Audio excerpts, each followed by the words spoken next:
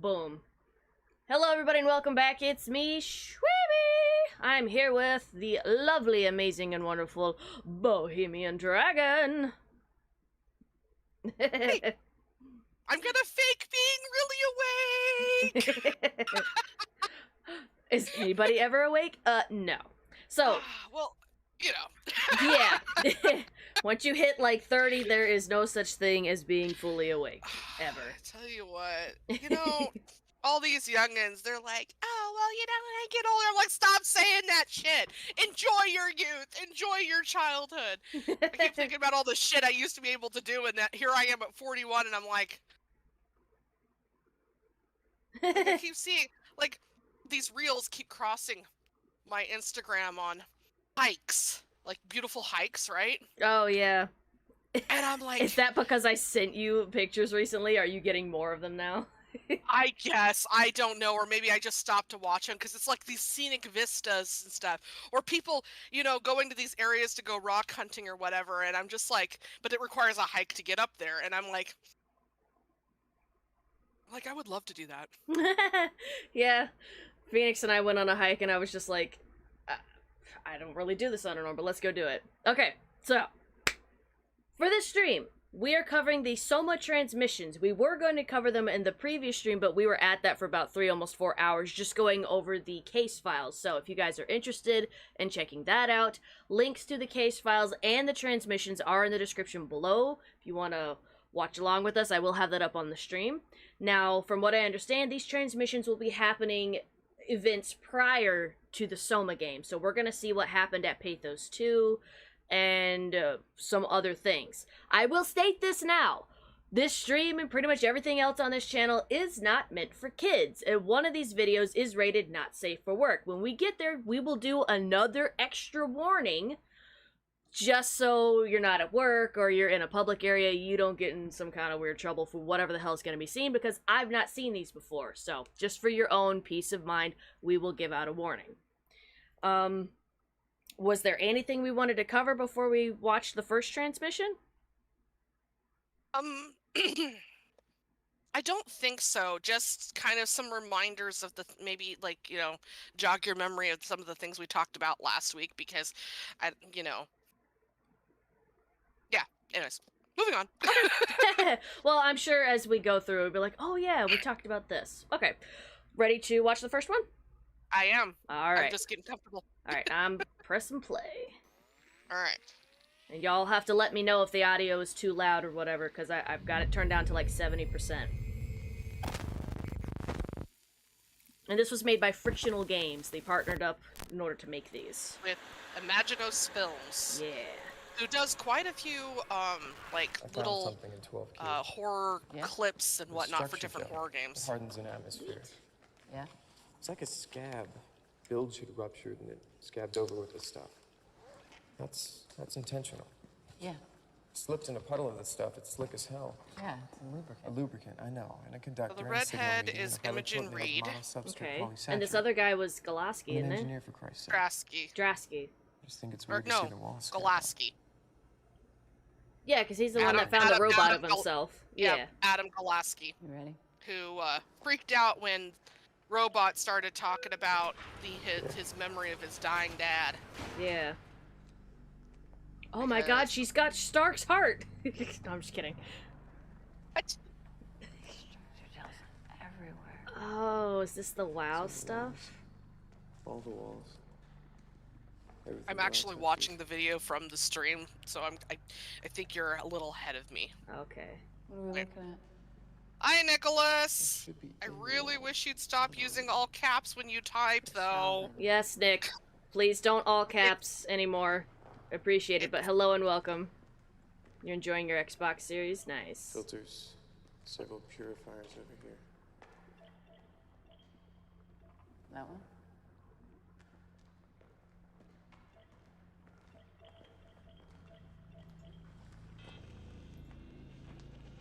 You hear that?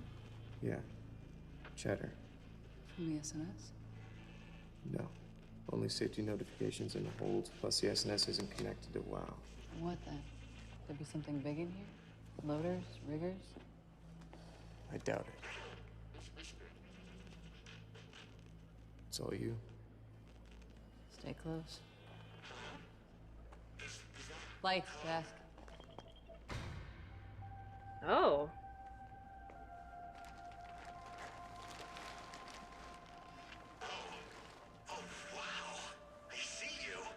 Hello. How are you? Yep. There's another one.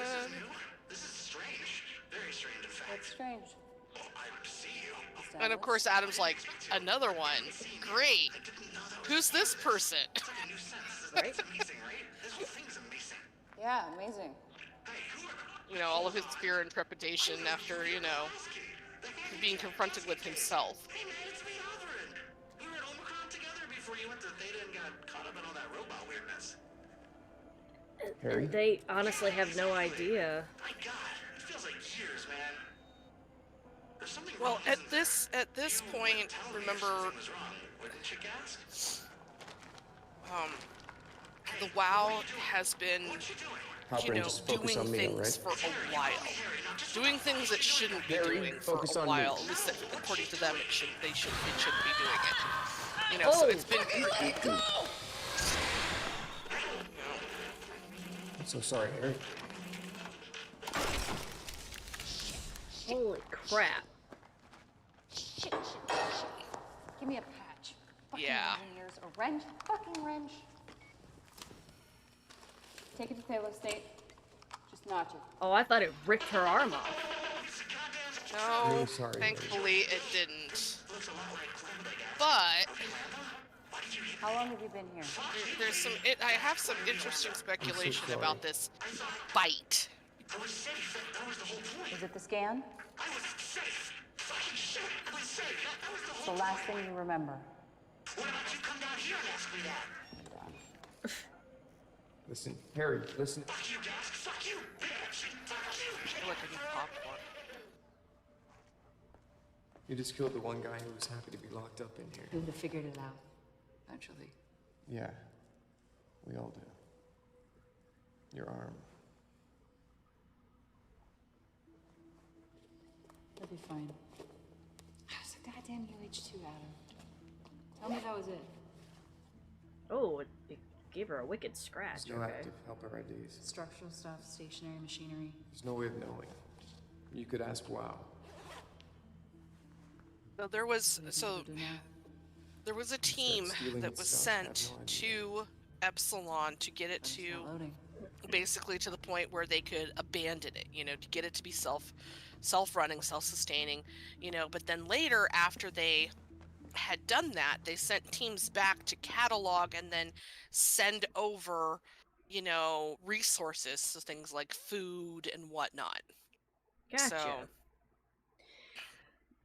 So this was just another one that appeared out of nowhere.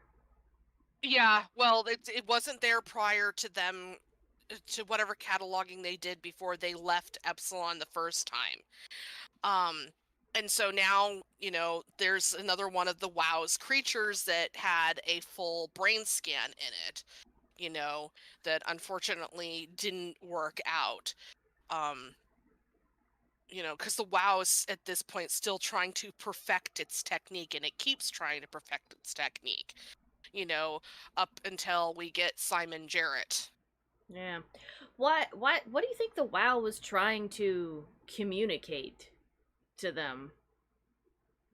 I think originally, the WoW was trying to communicate, but then I speculate that the WoW figured out what Catherine was trying to do and realized that its solutions, which we're gonna go into those here in a little bit, Mhm. its solutions, besides just these weird creatures, but its solutions to trying to preserve mankind weren't enough or weren't accurate, to you know, or at least it didn't really preserve mankind. Because I mean, you can look at like these creatures that the WoW is making, and it's very clear that while it's trying to emulate humans to preserve humanity, it's not being very successful at it. I mean, especially if you look at the creatures like what chases you around the Curie, you know? Yeah, the big squishy thing. Yeah, the one with all the eyes that teleports and like tries to murder you to death every time it gets the chance to. Yeah. So Go ahead. No, I was gonna say, do you think the mutations behind that was just because, from what I understand, at that point, it was the WoW figured out the best way to do that was to use a dead body plus a machine for Mhm. like the best form of mobility, and then I wonder if the mutations themselves perhaps were intentional at points in order to better communicate. But I don't know Nope. about the giant eyeball one. I feel like that one was just like maybe a miscalculation or something. I actually don't feel like any of the mutations, like the the ones where it's like the one that they just talked to, where Yeah. it's a full brain scan. I feel like those are the WoW at its sanest. However, the mutation ones, where it's a gobbledygook of dead body parts, structure gel, weird, sea life, borrowed sea life, and um, machinery. Those mutations, I believe, are from a specific issue that Hmm. happens to the WoW later on. So let's keep going on transmissions because I want to get through the one transmission as to why I think the WoW didn't do it intentionally and it was an accident. Okay. All right, we're going to transmission number 2.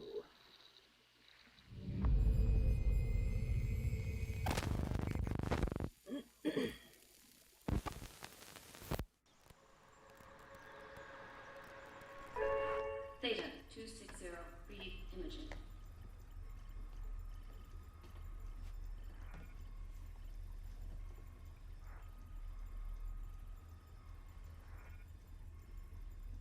Good evening, Penguin. So this this transmission, I've kind of probably of all of them have gone back over multiple times because I feel like there's a key component I'm missing. Because here's Imogen.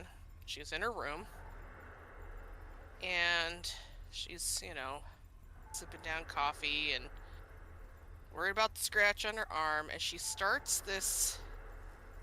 Well, she starts undressing. Don't worry, this is not the No, bad one. the bad one actually has not safe for work in the title. Yeah. So, there, like I said, there'll be an extra warning when we get there. Now, did that scratch have some of the WoW stuff in it? I suspect it did. Because she's I'm looking glad like you she's asked in that some question. serious pain. I am my suspicion is that there was structure gel in the wound, and because of the way structure gel works, Imogen's system is starting to be kind of taken over because of the nanites stuff. That's my suspicion. Okay, Yeah. so there's that. So she's running this scan, and there's some details about this scan that I don't like. There's something important about it, and I don't quite know what it is, and I haven't quite figured out in the timeline, like why it's important. And I suspect that if they finally do a sequel to this game, that this scan will have significant details to it. Okay, so now she's now she's dreaming. Okay. It's bliss. Eternal bliss among the stars. It's like poetry. Now, if you remember this image, you'll remember kind of this scene a little bit. Remember the weird propaganda message that the WoW was trying to use? Oh, Well, it was a clipped- nightmare. It was clipped directly from a nightmare. Wait, Yeah. then how the hell would we see that as a transmission in the game? As a memory? Well, remember, because it's part of the memory. It's part of the black box. Everything's transmitted. Oh. Everything's transmitted in those. Everything goes into those black boxes. It's a memory, and just as you can remember in dreams and nightmares and stuff very clearly. I had a weird dream last night of having some strange, bizarre DNA test and finding out that I belonged to some culture that, there was only a fraction of a fraction of a fraction of the people left on the planet, and, something to do with going and learning culture and stuff. It was a bizarre dream.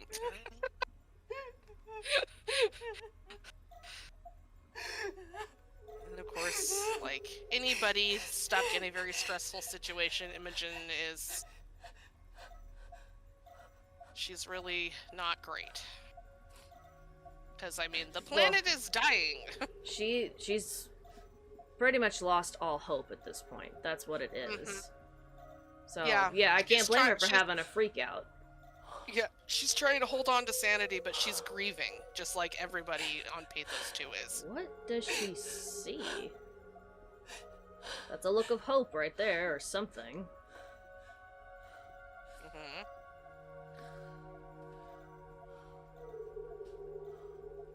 Oh, whale noises? So remember how the sea creatures were starting to get wowified, but they were still themselves for the most part? They still behaved mostly okay. So So we're watching whales mating or Dance. about to fall asleep. yeah, no, they're mating. It's so when big whales like this, they do what's known as mating dances. They call them dances. Oh, okay. Well, I So- do know that whales also sleep like that too. Like they just quite literally sleep straight up like a pencil in a Yeah. case. It's weird. Okay, so I'm not quite sure what was she scanning. Well, that's the thing is that we don't know. It was something to do with some kind of bioscan, and there's a brief second where it says conditions met, and that's all we get. What if Like, she it's was so- scanning herself because of the injury she received? Maybe she might have been, but I don't know if she was scanning for that, because that's a possibility, or she was scanning for signs of life on the planet outside of them. Because I've always thought, okay, for starters, it's called Pathos 2. That means there had to have been a Pathos 1. Okay? Yeah, I'd wondered if Or- maybe that was originally on the surface or something. Maybe, but I don't think so. I think it was underground as well. Somewhere. I don't know that it was under the ocean, but I believe it was underground somewhere. The second thing is that when you're going through all of the documents in like Sarang's quarters and like the other crew quarters and stuff, you find documentation at some point that there was apparently 3 projects that Carthage was working on, Oh. and that the WoW was at each of those projects, or it kind of like alludes that the WoW was at each of those projects. So that means that not only was there a Pathos 1, but that Pathos 1 might have had a WoW at it. That would make sense. So, which means that there's probably a Pathos 3 as well, and it probably has a WoW at it. So, Pathos 2 was specific for mining operations, but then it started out as a mining operation, and then it became the space gun. So, Which would make sense. Though, Right. Did they go over how the mutation happened in the WoW, or was that all speculation as it just kind of came to be? there was some speculation from the scientists that it had to do with the nanites in the structure gel. Something happened to them at one point. Well, okay, so if you've got the structure gel and it conducts electricity, and then it has these nanites in it that can be directed by the WoW, it stands to reason that anything that happens to the core is going to affect the greater whole. Okay? Gotcha. So if something happens to the WoW and it sends out wrong signals, either because A, it's programmed to, or B, because something errors and happens,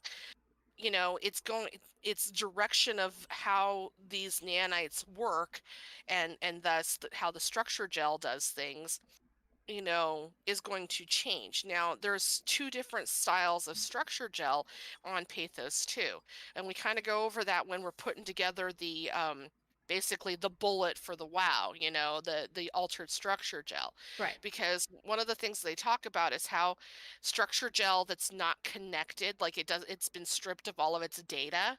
Okay, so basically it's had the nanites and all of the data stripped out of it, hardens over time. It doesn't stay liquid. And so it doesn't keep whatever it is that it's doing moving. Right. So like It in the eventually case of becomes immobile. yes, it basically it hardens. So that's why you're seeing like areas where the structure gel has hardened, and it's because it doesn't have any more data in, or the nanites are done or dead or whatever, Hmm. So it is. All Okay. right. All right. Let's go to transmission 3. This one's a little longer.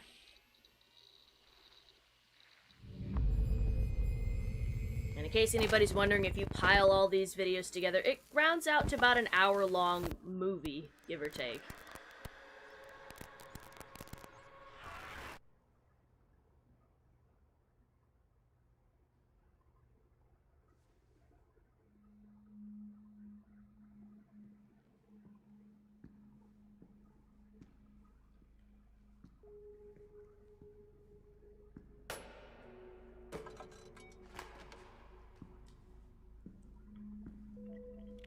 Imogen's passed out in what looks like a cafeteria. Or Well, a there's that. shipping yard or something. No, that was a different scene. Imogen was passed out in a cafeteria. Now we're in a warehouse. And Adam's doing more cataloging, looks Yeah. like. Probably just overall inventory of stock and whatever. Mm-hmm. I used to have a job like that. Well, the way he's doing it looks a lot faster and a lot easier than the way inventorying typically goes in any type of retail store. Ain't that the truth? Canadian! Hello, welcome. Hi, I'm late. No Hello. worries. No worries. Glad you're able to make it. We're just now on to transmission 3, and so far, spooky strange things have happened, and speculations galore. Yes, indeed. I wonder if this is right around that time where they're going, if this is what I think it is. He's just going over the inventory, freaking out, going, it's not gonna last nearly as long as they would hope. Well, a lot of what's left inventory-wise is random components that they're just really not gonna be able to do much with. So it's like, okay, okay, he's got one that's not, the barcode is not scanning. Uh-oh. Oh, anybody who's worked in retail knows that frustration. Yeah. Over the little barcode just refusing to scan, and it's like, Yep. don't have another one! Scan! Yep. Then you have to Yep. type in all the damn Yep. numbers, and heaven forbid it's Yep. like one off, or it's not printed, Yep. and it's like, oh my god. Mhm. Oh, Or it's not in the system completely. some WoW goop stuff looks like it's made its way in here. Well, remember the WoW's Don't been touch it. spreading this. It's been spreading the structure gel everywhere because it's trying to get into all areas of Pathos too. Yeah. So this is a pipe, Ew! and there's structure gel kind of hardened around it. So he pulls a piece of structure gel away, or hardened structure gel away, Yeah, I think... and now we have a leak! And now it's all over him. Oh, he's such a twit. What is that? And now he's Okay. trying to put it, he's trying to push the hardened structure gel back in. Yeah, I think you're... I don't know if it's the stream. I've got this on low latency, but I think you're a bit behind what I'm looking at. Yeah, no, it's okay. What is it? Okay, so, Canadian, this is from... These are transmission videos that was made by a separate team of people for the game SOMA. That goopy, gooey, gross shit is what's called WOW! W-A-U. It was supposed to be like this technology that would... It was like nanite technology or whatever, and it's kind of gotten a mind of its own and has started doing stuff. At this point, though, they're still not quite sure why it's doing that. Oh, God! Ow! Yeah, it's called structure gel. Think of it kind of like the blood of WoW. Oh. Yeah. Well, that hurt. So much for pictures of the problem. Yeah. They're not going to be transmitted anywhere. Oh. He's lucky he didn't lose teeth. Yeah, that's kind of what I expected. I mean, all he wound up with was a gash on his forehead, which will leave an interesting scar. You know, he could probably say he fought off like a barracuda or something. Suddenly reminded of Captain Marvel and, Fury, lying about, where he lost his eye from, and it was really because he pissed a cat creature off. Canadian says, I'm gonna guess he's gonna die. No clue what the hell this thing is. I'm not sure. Canadian, did you... I can't quite remember because it's been a little bit. Did you check out the SOMA streams? Because that's what all this is based on. It was the game. Mhm. Really good if you're into the horror stuff, by the way. Mhm.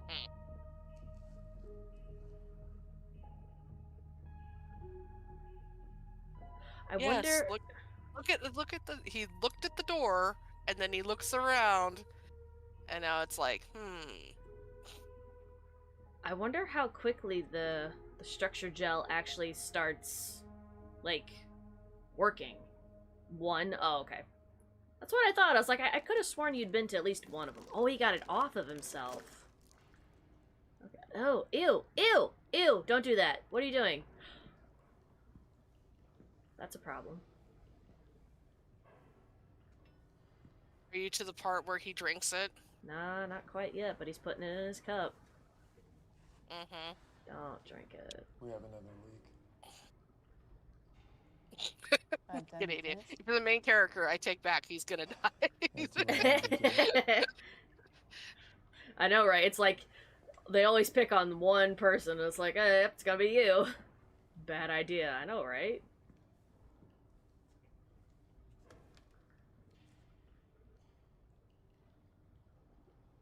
You look like shit. Imogen's awake. Okay. Well, we don't really have much of a time frame for when he got that gash on his forehead, but it looks like it's mostly healed.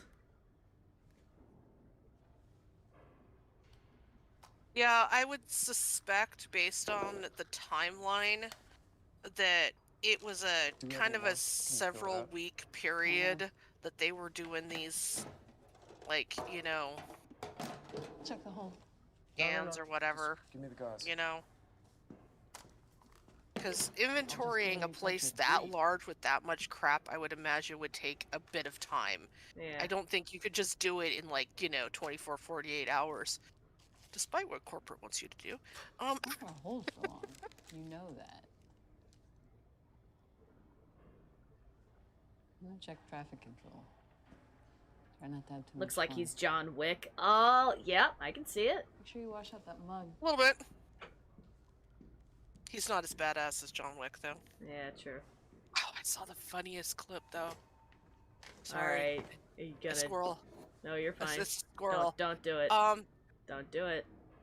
Ew. Ew. Ew. Ew. Ew! Eh! Gross! Why would you... Yep. Oh, what if that's... So that's WoW stuff. WoW juice, anyways, right? Like WoW blood, thank you. Okay, It's, so what if it's... this is probably going to be the wrong phraseology for it, but what if, like, it's addictive? Or, after the first, like, it getting on him, it now is, like, messing with his brain a little bit, going, you need more, one of us, kind of thing. A little bit of column A, a little bit of column B, and a little bit of column C, which is, remember, they're all in various stages of grief right now Oh. because they know they're all going to die. So maybe he's looking for an easy way out?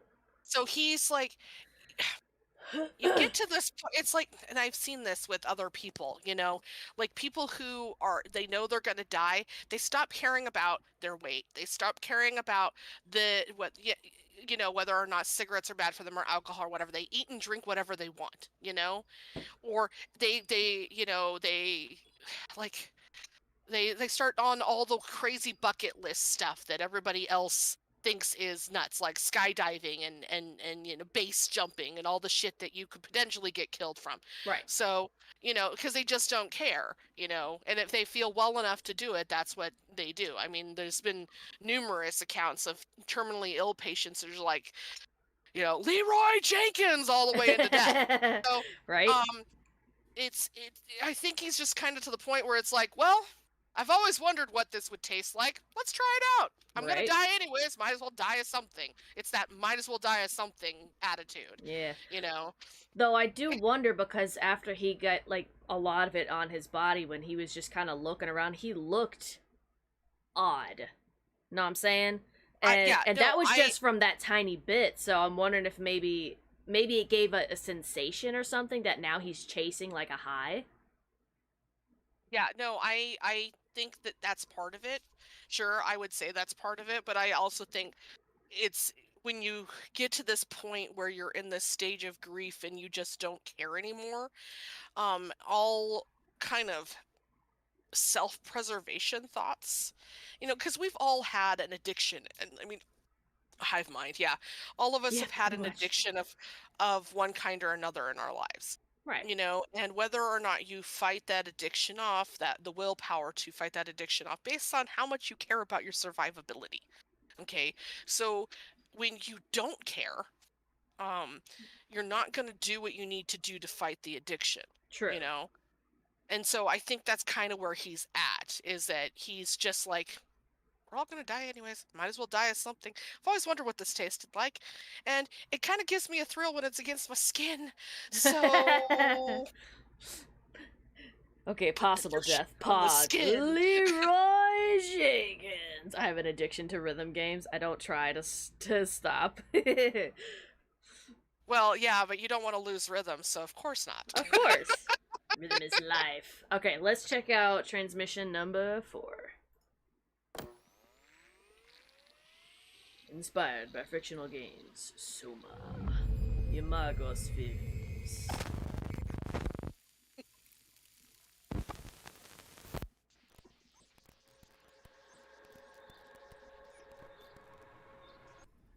Heart, right? Yeah. What you drinking? 606. Heart, Vanessa. Oh, ginger ale. Sad about the SMS. Ah. I always kind of liked it. You're drinking yourself? Conversations and Ah! Cannibal! What is it you're doing? Pairing. I'm tying these amps into our main signal surface so I can double our area of effect. This isn't I'll that kind of use a horror short stuff, band as a Canadian. guide tether, so I've got to make sure our area Yeah, is this is more like... or we might not So, see like, all the It- dying and stuff happened during the game. This is more like supposed to yet. the prequel of sorts to what Yes. led up to the game. Just to give us, like, a better insight Yep. as to, like, what everybody was going through and how a lot of, like, the weird crap was going on. because of the seizure. And Canadian, I will spoil it a little bit. Yes, people die, It's just not normal. we're not What's there yet. normal? There's no normal. These these little movies are broken down into little tiny chunks, so. Imprint wasn't enough. Different Isn't time enough. lapses. The other me, she's worried. That's Okay, all. so Hmm. Imogen's having this She thinks you're not the conversation same with, woman. She said you were fighting believe- it, and that might have corrupted your file. what is her She name? wants to- Robin, She wanted to try again before she left. She's gone I then. believe. Yeah, I moved out think last week. her name is. It's not me up there. Some of it is.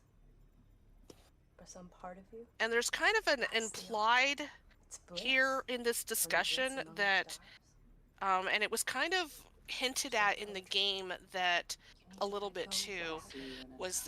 that Catherine and Imogen might have had a relationship or been on their way To to having having one. to having one, Aw. and then things went south. Because of everything going on. Yeah, Ish. if animals die, I'm leaving. Well, at this point, Well, at in this the point, timeline- the top surface of the world has already been destroyed, so... don't spoil it if they do or they don't. Okay, I can tell you in these videos the answer is no, because I already have it. Okay, this is an important part. Watch Are you this. doing something? No, not really. Hmm. I don't know. Here we go. Don't worry, Canadian. None of that happens.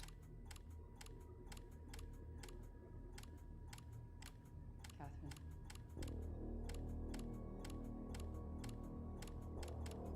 Catherine. I can't. Catherine, I can't. I...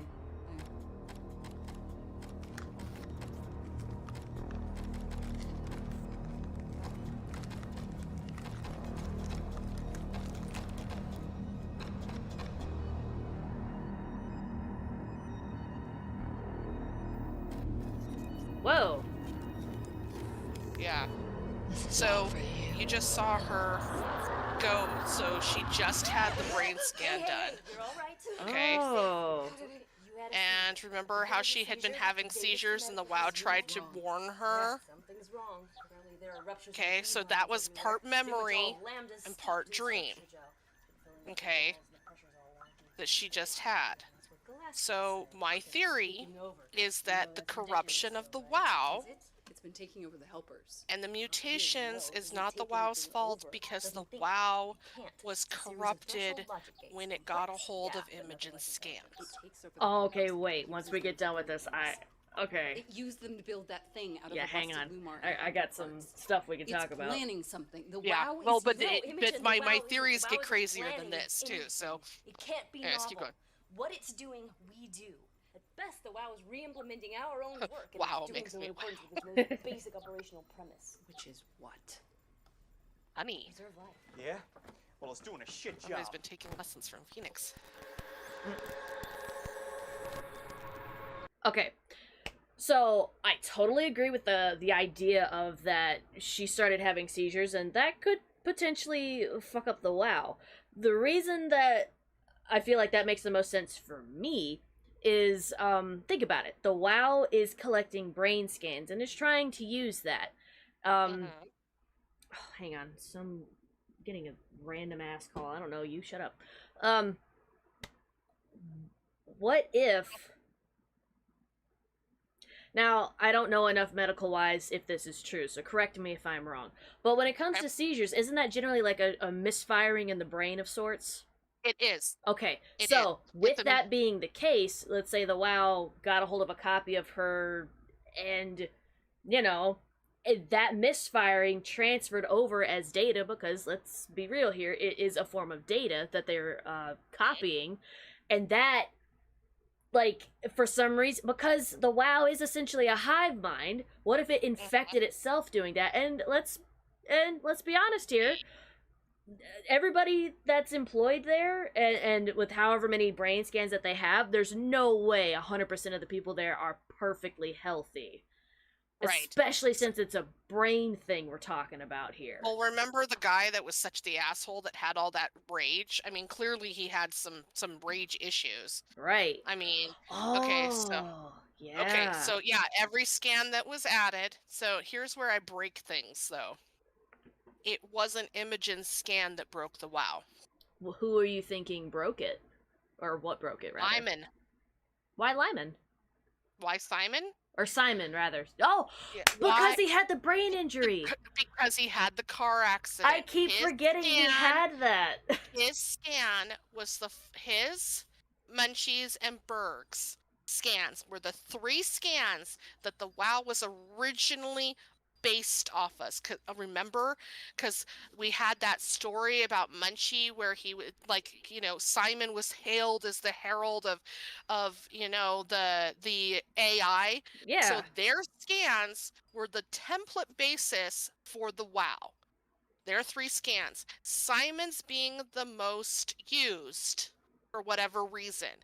But Simon had brain damage, which means that it was a damaged template to begin with. Right. Which means that the WoW's foundation was already damaged. So then, here comes along, and the WoW is paying attention. Okay, the WoW the entire time is paying attention to what Catherine's doing. It's paying attention to what all the Pathos 2 crew are doing and stuff because it's desperately trying to save mankind. That is its ultimate goal. That is the rule, the law, whatever it is that's been given, okay? Right. And if we want to talk about, you know, robotics and like the rules of robotics type of thing, the WoW was charged with saving mankind, okay? Right. It was brought fully, like, it was in the background the entire time, and then when the comet hit, it was turned over and given charge of Pathos 2 as part of the Carthage experiments or whatever, okay? And then when Carthage had to shut down their corporate locations and stuff, well, the WoW had already been initialized. It was already controlling all of Pathos 2, okay? So it's every time it gets a brain scan from Catherine, you know, it's adding it to it. Well, Catherine's was the first because she scanned herself first. She was the guinea pig. Okay. But then she needed another test subject. So she goes to Imogen, who she's got this budding romance with, or relationship, or whatever it is that their relationship was. Okay. She goes to the one person that out of everybody she can talk to, because remember, Catherine's got no backbone and she's an introvert of all introverts. Okay. All right. So Right. she goes to Imogen because she trusts Imogen to do the scan and help her out, to give her the confidence. Imogen goes in. The problem is Imogen's got these seizures. Okay? She has a seizure in the middle of the scan, which unfortunately causes this argument between her and Catherine, which ultimately, as we saw from when she was talking with Robin there, that, Imogen now wants nothing to do with Catherine. Okay? Right. Sad, but that's how it goes sometimes. Sometimes things will hurt a relationship. So, but Catherine didn't use Imogen's scan, okay, but she still kept it on the WoW in the computer's mainframes, which Which the means WoW could easily get a hold of. the WoW had access to it. The WoW had access to everything. Okay, because that was the point.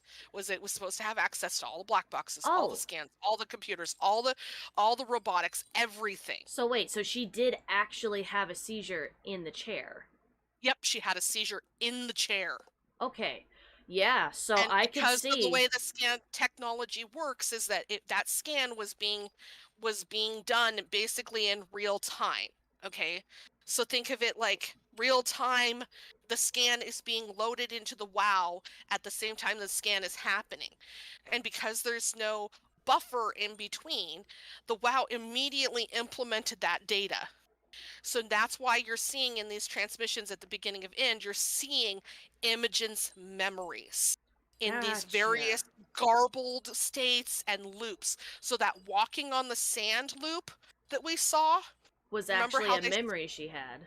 was actually Imogen's memory. The problem is the corruption went so deep into the WoW. The WoW thought Imogen's memories were him. So the WoW basically thought it was Imogen. Oh, okay.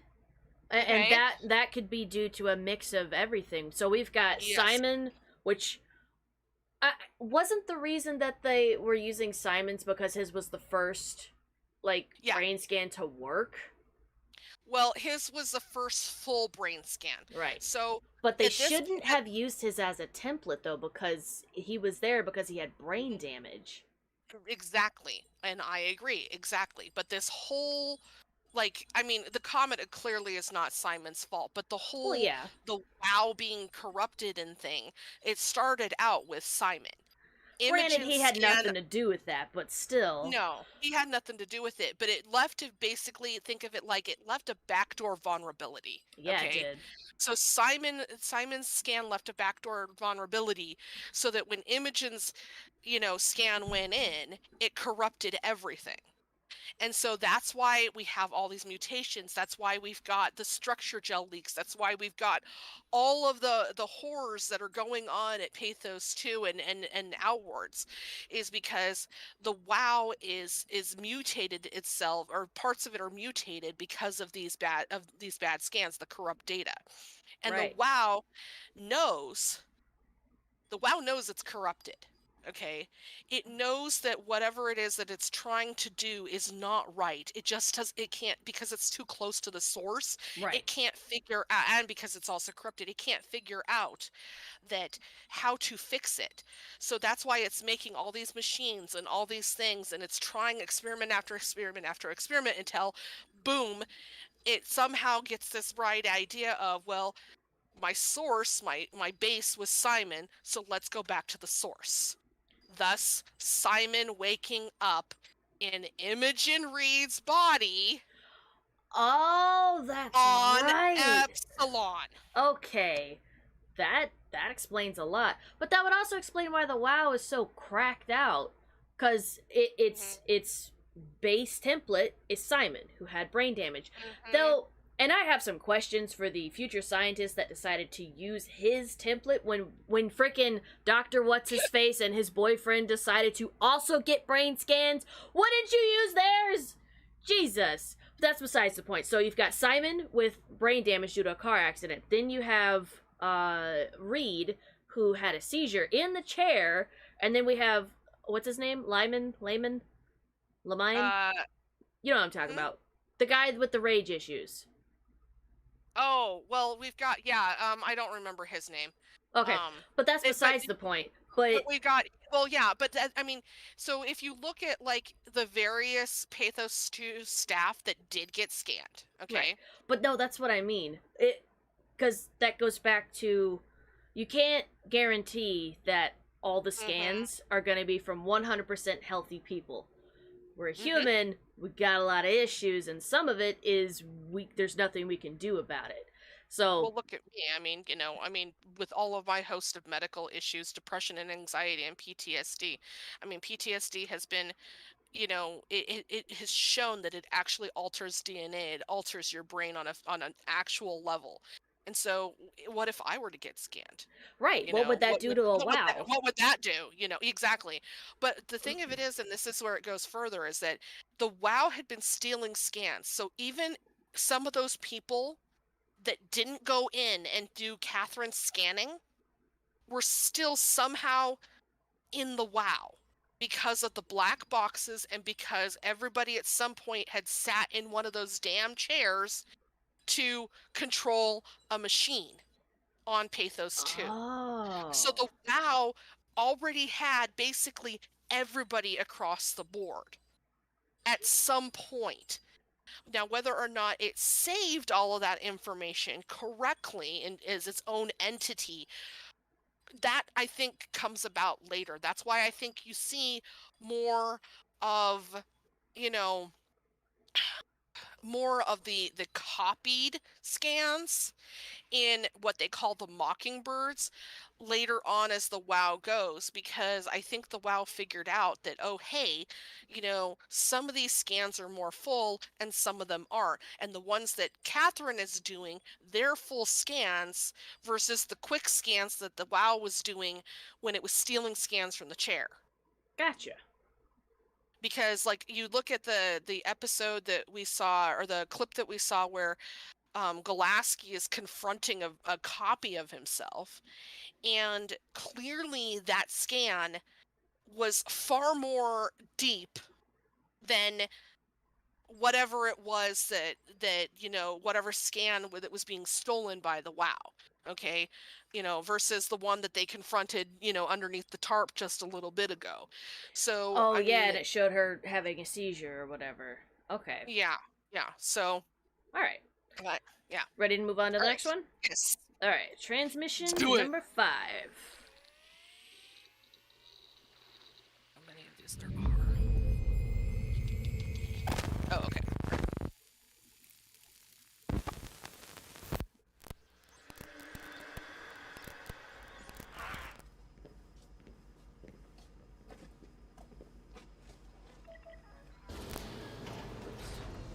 That makes 6 more weeks at Lambda.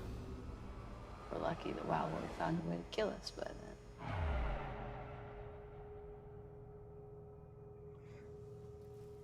Did you do it? I've never done a UH2 before. They just sent off I don't even have proper biocore. stuff down one of the tunnels in one of the Why? How? tube things. He's not even. Did you do the scan? No. Not for me. And that's why I'm at Lambda salvaging air pumps and broccoli seeds and not back at Theta and Catherine Chun's mystical seance. I haven't been able to dream since 4017. I think it does something to your brain when it scoops you out. Do you dream?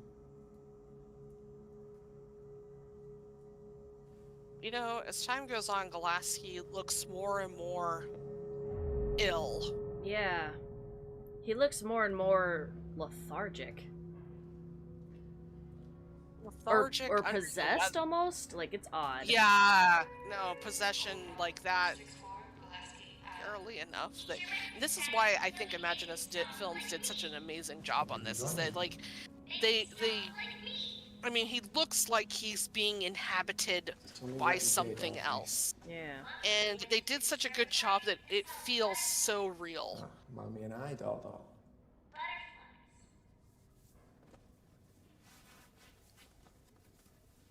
Were they pretty? The butterflies?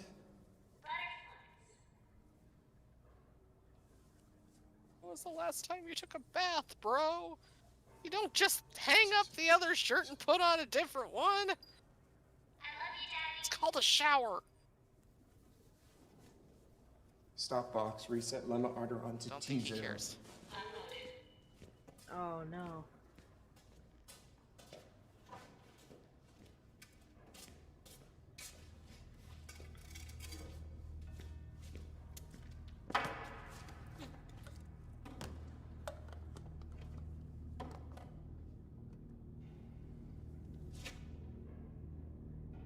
Interesting Ew. hiding.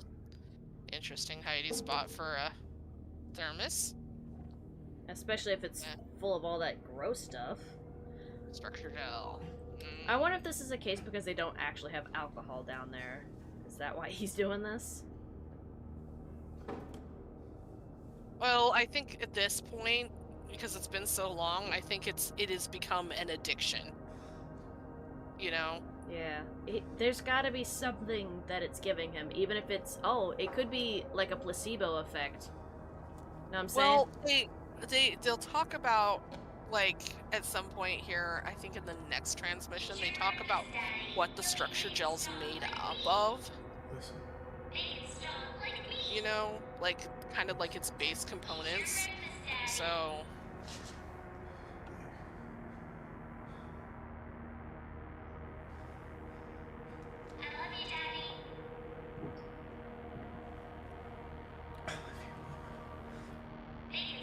Okay, the WoW talking to him by his daughter's voice. Yeah, I think it's fully aware of what it is he's doing. Oh yeah, no, totally. Absolutely. Magnets?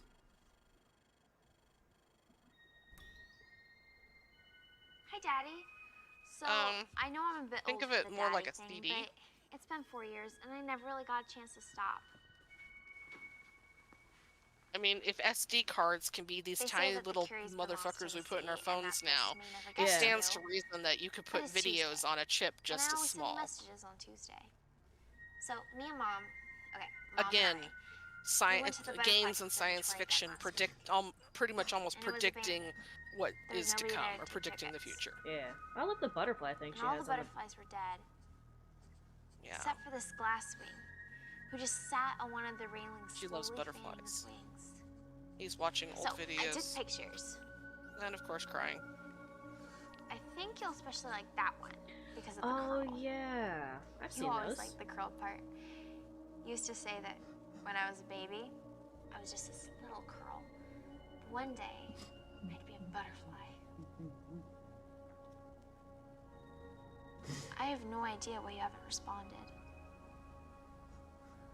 They So say when the that we have comet less hits, than a week before the end of everything. there's like a, And I I want haven't to say seen or a heard month from to you 2 month since. delay before the air and everything becomes so toxic that they can't live on the surface anymore Fox. without having to That go into a glasswing had bunker no or whatever. It's just a little So green grub. the most flying thing on invisible endangered wings. populations or sensitive populations start dying off first. Yeah. The sun You know, came so out one day and so it was when a they talk about butterfly. extinction events, you see a massive die off of, you know, insects or certain types of Butterfly insects is the one first. that had a father. Can't hope to see him again sometime before the end of everything. Just sits there, fanning its windows, waiting to die.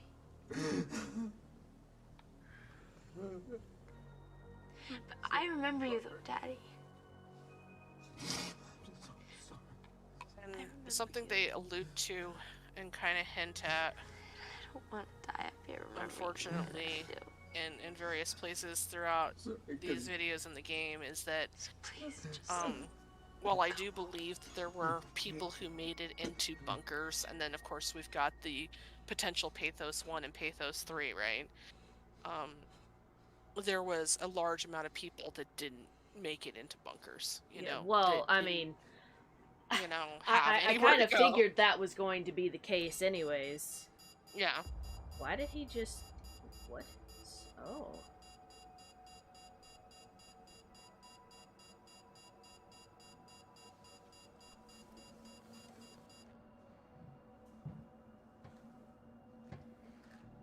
Voice It's input. broken. Go fix it. Voice input. Error. Load Vox Lemma Otteron T0. Ha, nobody's home. Voice input. God damn it. Something's home.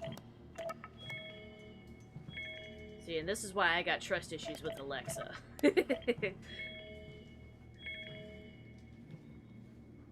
I don't have an Alexa in my home. I don't have a Google I don't either. Home, or I don't have an Echo. I don't have any of those. Ring. Hell, I have a Samsung supposed to come with Bixby, whatever the hell that is, and I don't even have that set up. Same. So I'm just like, I don't need it. I'm good. Damn it!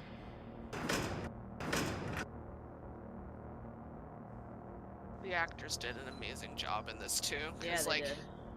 the 5 stages of grief, I mean, they really show like They show what- all of them, yeah. Mhm. Voice input. Personal Vox.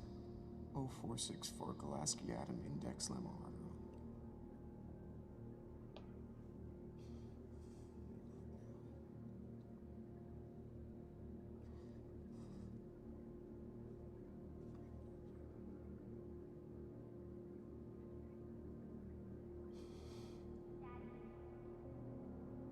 Oh.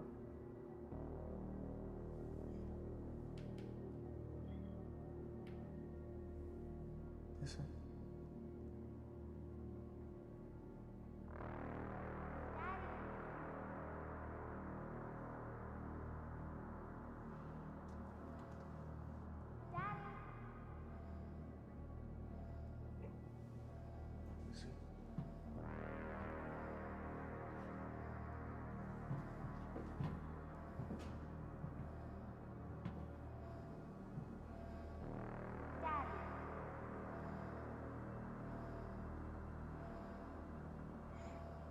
Listen.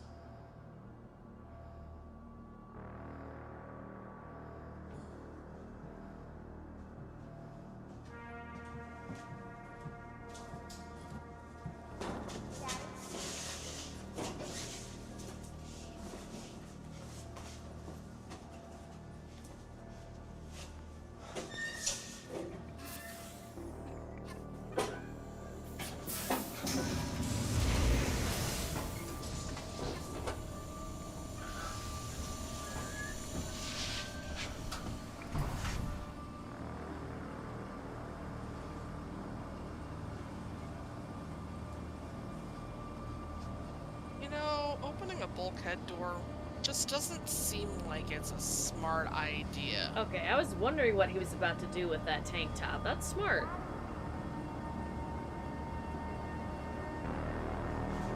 Though I agree, I wouldn't open this door either. Especially hearing my daughter's voice when I know dang well she ain't there. And is more than likely dead. I think that's the refusal for acceptance, though. Yeah. Well. Yeah. As the parent, I can honestly say I would probably go to the same length. You know, it's that ludicrous hope of, you know, it's not possible, but you'd still do want to it go anyway. and see it for yourself.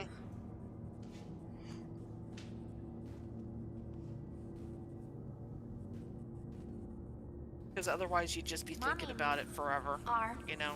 butterflies. Easter butterflies. Wow, stop Daddy, this. you'll be Wow, stop this. like me. Wow, stop this right now! He hit me. He hit me. He hit me. Daddy, Mommy, At least he knows he's being played. He hit butterflies. Eat your breakfast, Daddy, Daddy,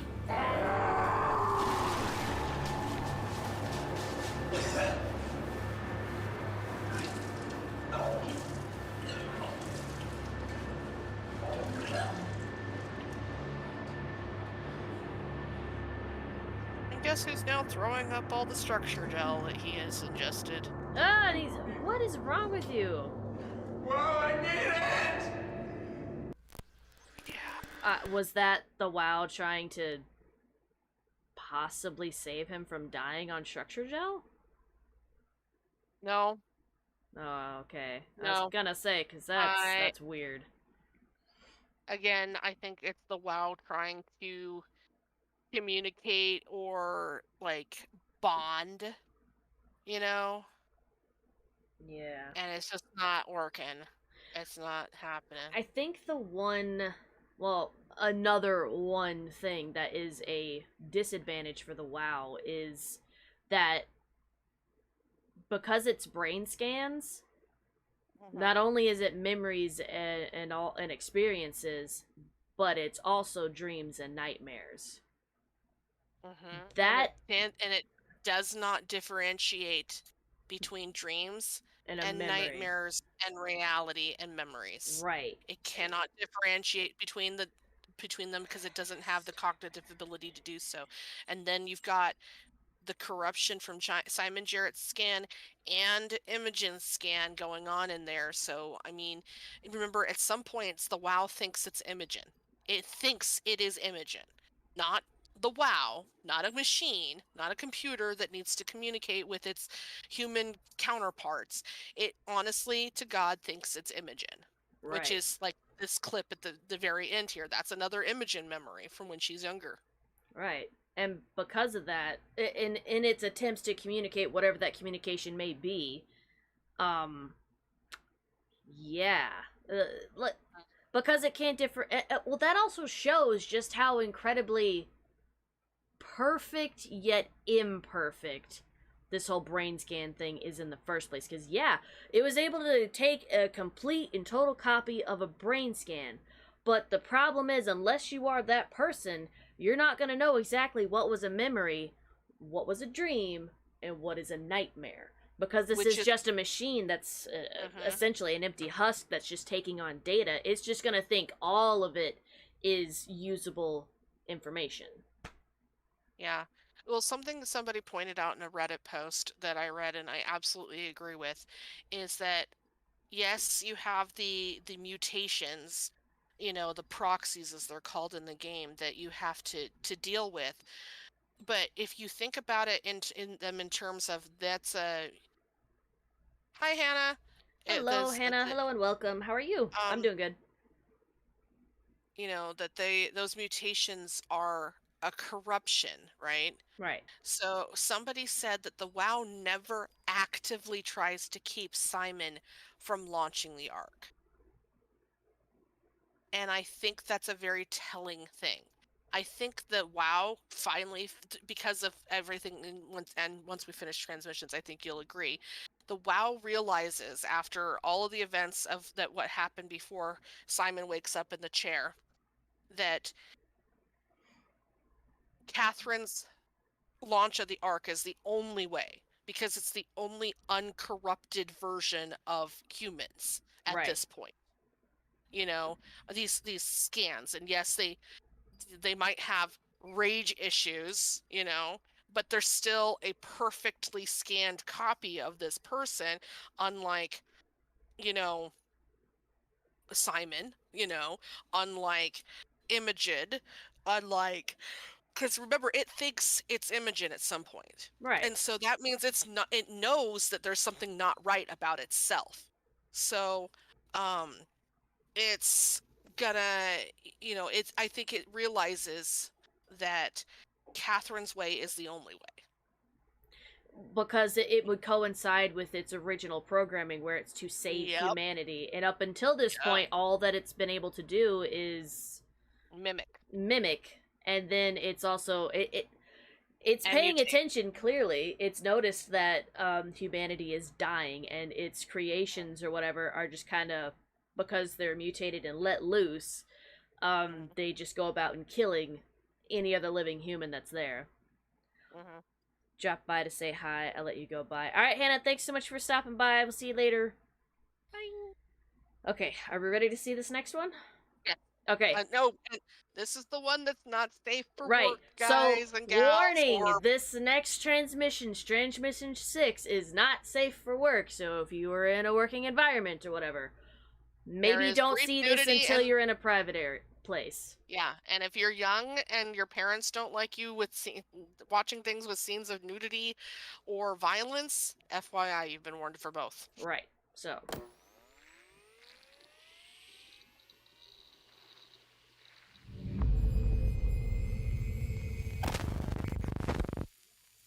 I know I'm leaning on my hand. I'm not bored. No, you're fine. Don't ask Just me, man. I can't was seem to feral. get comfortable in my chair. Jess would know. Wouldn't you, Jess? As much as any other PhD. Hey, we're all doctors here, Dick. You know what I mean. Okay, so I know the blueprint. they same as you. have I know it's ass deep Imogen, in and then they have abyss. evac'd. Tau They are territory. at. Spy, technically. Okay, Oh, yeah, I can't remember fine. where they're at. They're I'm a not medical doctor. currently at I just figured Epsilon. we'd talk more about it, seeing as this is the reason why we're all down here. Didn't you figure the think barrel? they're I at did structure Lambda? rigging for the barrel, but I don't know. that's The about as I'd much have as to I know match about up the anything. symbols. You know, outside of the mathy parts. Do you think it's still operational? Like, they'll make it? Wouldn't bet on it. Why do they even need to launch it? Just keep the payload here. Yeah, I It's think safe they're so at far. Lambda. Hey, Max, what's on? Maybe. All kinds of awesome No, shit. I don't remember. They sent back seeds and pipe joiners and air purifiers and whatever other boring shit, and they kept all this daisy bounty over here. 7 months I've been on algae and soy, and they've been sitting on this load. But do you think it's safe to eat? I don't know, man. Half of it's off. The other half goes off tomorrow. But that other half does not leave this room uneaten. That much I do know. Pretty sure Reed only drinks miso out of that machine. And I'm pretty sure Golaski only drinks structure gel. Can you do that? Not for long. I mean, yeah, it's full of protein, Sure, but eats it's also everything full in of the kitchen. petroleum substrate, fuel oils. Also, I'm pretty sure it stains your teeth. All right, people, tell me we're happy, and for God's sake, tell me Rogers can actually cook real food. I'm so hungry I could eat a horse. Tell me about this whole new diet. It's like you already did. Set it up 20 minutes ago. Whoa! Damn it! Oh, Richard. Medbay, now! What the hell? Fuck! Fox! Medbay doors! Open the fuck up!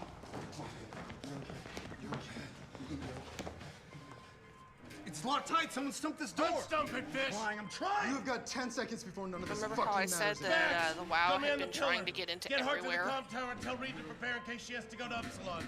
If she won't or can't, it's on you. Fish! Dwayne, she's on sparks right now. She's missing half her head. Fish! Damn it, it's not.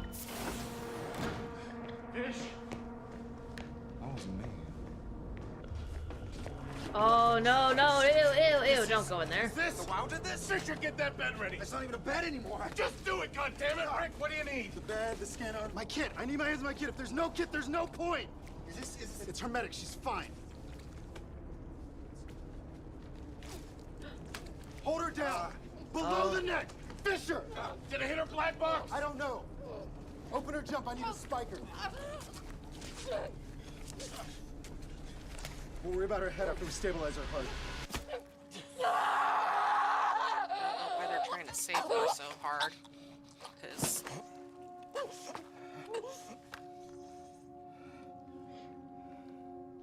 I don't know how they could save her. Yeah, I mean, granted, they have advanced technologies that we clearly don't, but a head injury like that? Well, no, because they were talking about the black box, so maybe that's all they needed was just that. Yeah, well, yeah, and that's what I suspect is that because of the technology, as long as the black box wasn't damaged, they could have recovered her, you know, like they could have healed the body. Maybe. But like Yeah, the black I'll box be was there. jacked into the brains, so if the black box goes, then Yeah. there's yes. nothing left. Right. I'm gonna check on Jess.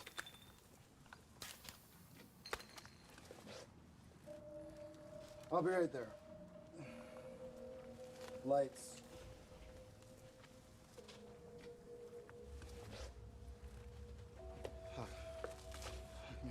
shit. Christ. Ew. Jess? What the hell? Jessica? Jess? Jess? Jessica? So remember the basement of that one area with the screaming, crying lady? Was that her? Speculation is that's her. That Jessica becomes her. That's speculation. And I would agree with that speculation. There's been a group of people that have claimed that no, it's not, but I think it is. Because the group of people that say, oh, it's not, is because, well, he kills her again, right? Right. Well, but we all know what the WoW can do with a dead body. Right, so it probably picked her back up. And what was that? Was that the WoW machine? Like, doing what to her? Patching her up? Patching her up. What was that stuff sticking out of her head? Was that, like, mechanical parts or something? Whatever, something mechanical to fill in the hole the WoW left from when it popped the screw in her skull. Shit. Mm-hmm. I think we have, like, what, 2 more videos? 3? Yeah, 2 more videos. Okay. Yeah. Alright, well... Yeah, I could still see that being her because there was only one of her that entire time. Mm-hmm. Why did it burst through the wall like that? Well, she knocked, remember? Yeah. It knocked back. But a little too hard. Mm-hmm. Gotcha. Okay. Alright, want to move on to the next one? Yeah. Okay. Unless you've got something else you want to add. Nothing that I could think of, just kind of piecing together. I remember that part and trying to figure out how the hell to get past her. Yeah. Well, of course, you didn't do it in safe mode, so she was infinitely harder. I don't play in safe mode. Oh, yep, that's a lot of mechanical crap it just shoved in there.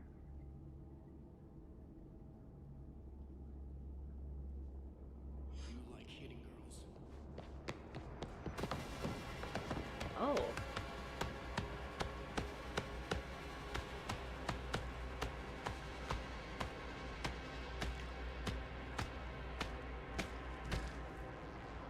Yeah, Gulaski is also, just like her. Mm-hmm.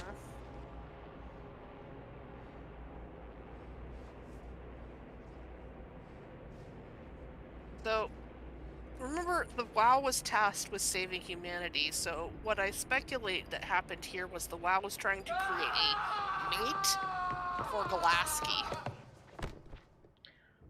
Oh. Hart's on her way to traffic control. We're bringing in the Curie. Get this asshole to cargo. Which is why Gulaski went nuts and killed the doctor. When the doctor supposedly killed Jessica. Until it's back online, so cut him loose or he'll shit himself. It's fine with me, Dorian. Yeah, that's why it's not fine with me.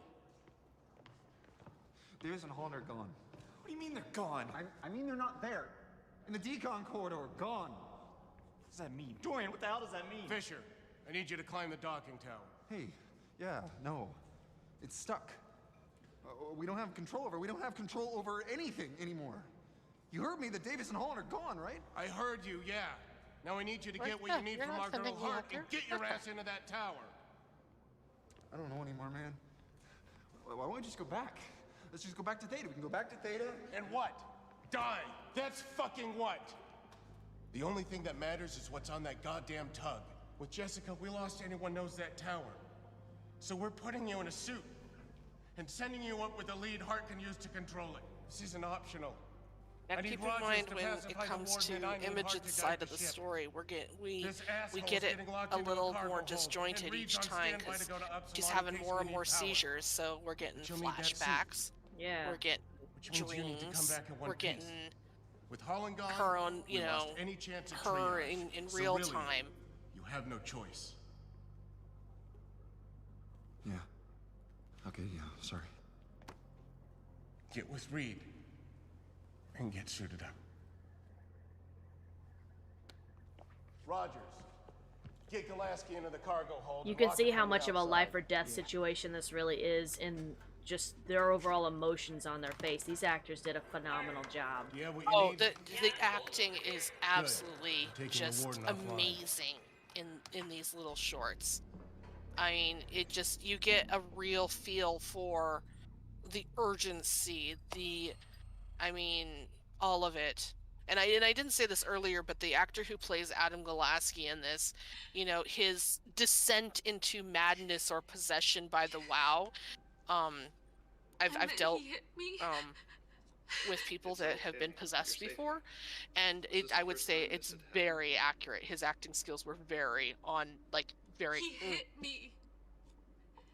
He hit me and he hit my little girl. What kind of a monster So does you that? find out kind of in the game a little bit, and then from these, that Golaski was separated from his wife and his daughter, but I you hope don't he really find out why rots until down there. here.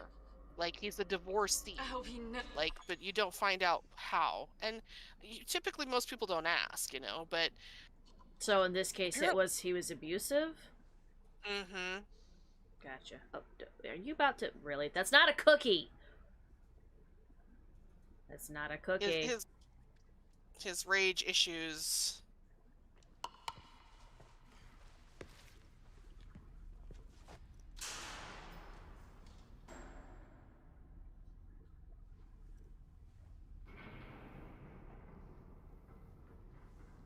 Well, he didn't need it. Right? It's the first sane thing he's done in a while.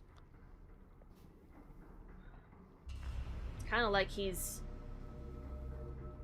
coming out of madness and back. Like, it's like that cycle of sorts. Well, you know, when the WoW showed him that image of his daughter all distorted, it kind of woke him up. Like, because with cognitive dissonance, there becomes this point where the dissonance is so great, it actually breaks the illusion and you cannot see anything but reality. Ah. Wow. And I think he kind of hit that point. I mean, you can tell, and again, it goes back to this amazing, phenomenal acting.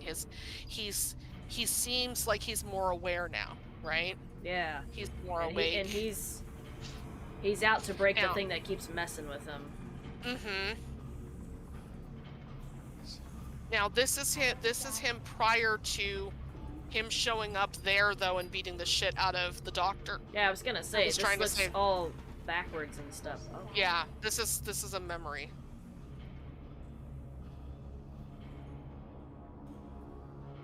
Don't...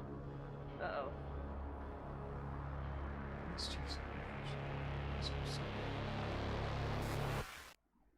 Remember, the WoW is constantly perfecting, so it's trying to...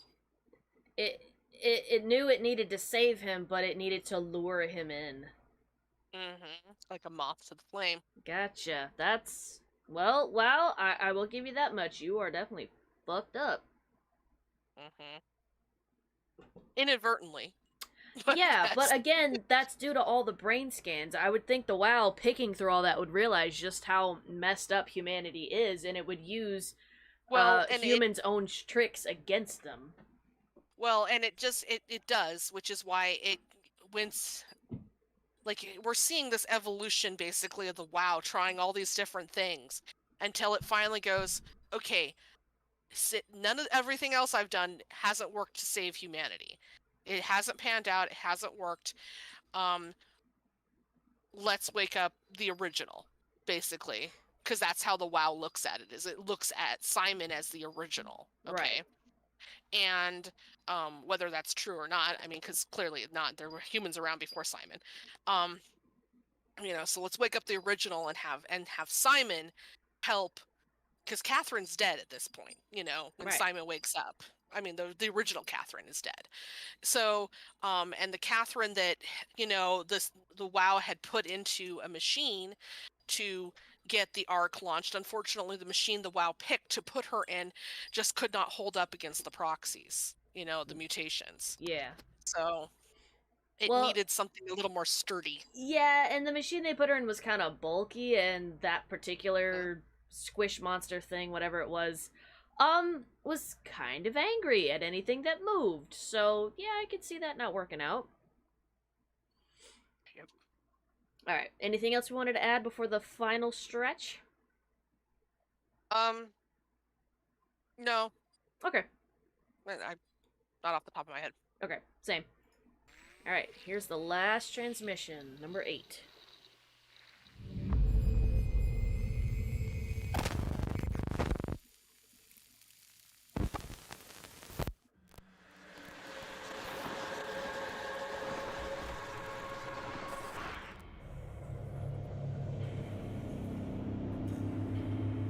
More Oh. Imogen. More of, yeah. This isn't real. No, Daddy, please. It's okay. Listen, I love you so much. But I lost you to the sky. Remember? But we're butterflies now, Daddy. Even in this, he knows Butterflies. that it's not his daughter. Family. Oh. Ah.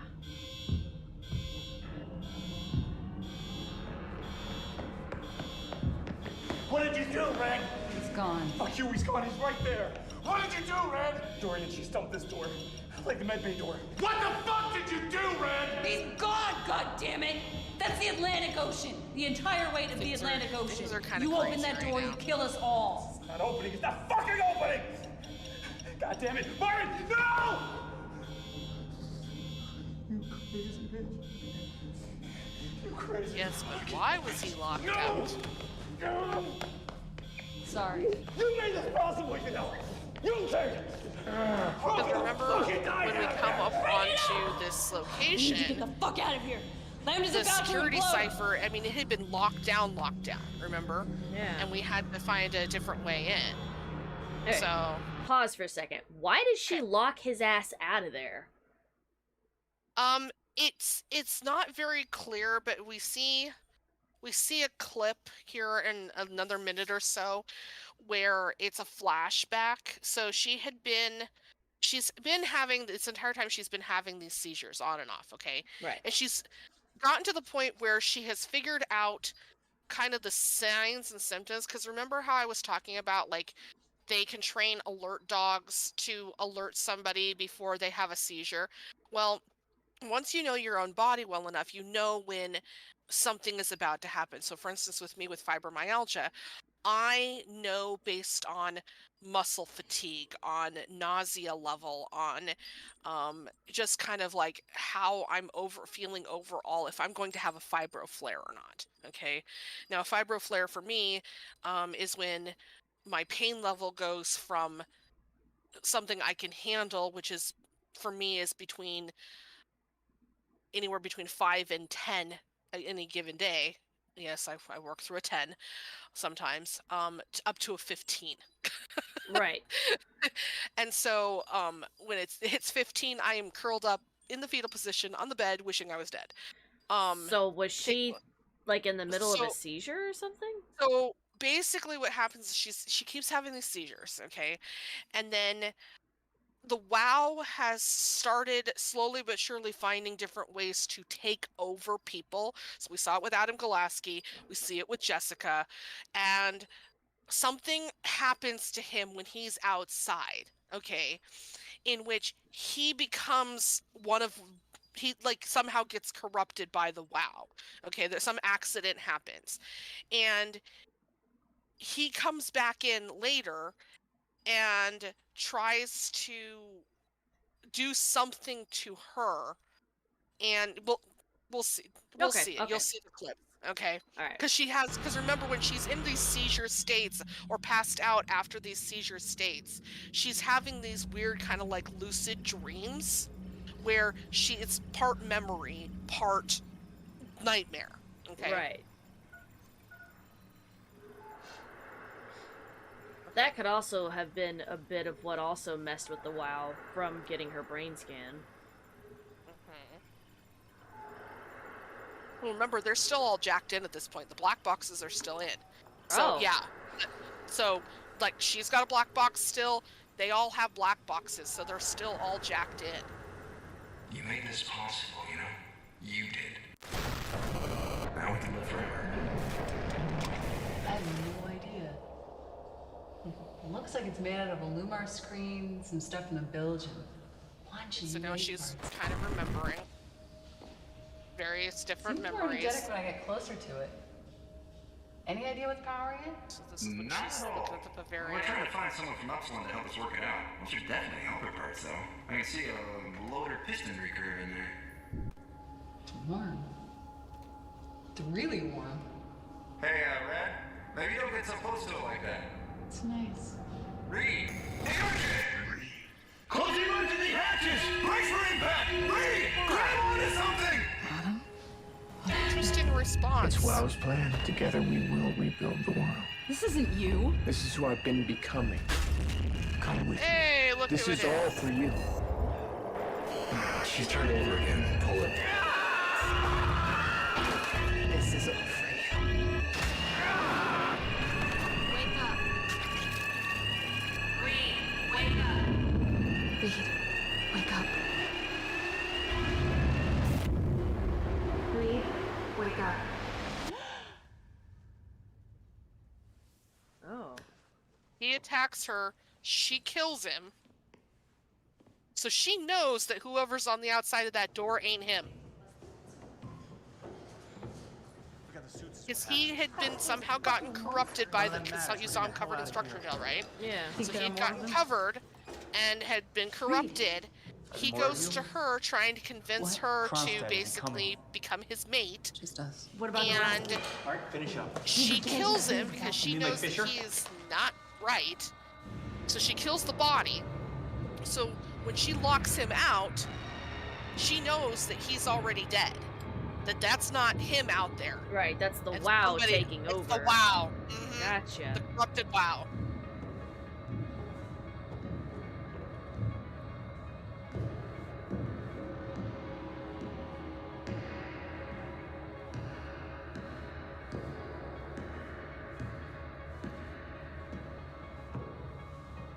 You left me.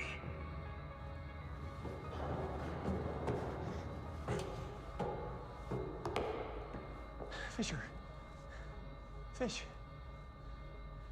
Fortunately, guess who found a way inside? Left me. Hey, buddy. You're safe now, okay? Safe. Came in through the tunnels. Are you safe? Yeah, man, we're going back to Theta. I mean, we're walking back to Theta. It makes no sense, but we're only doing it because everything over here is fucking insane. You think you can make it to Theta in that thing? Use this. It's clean.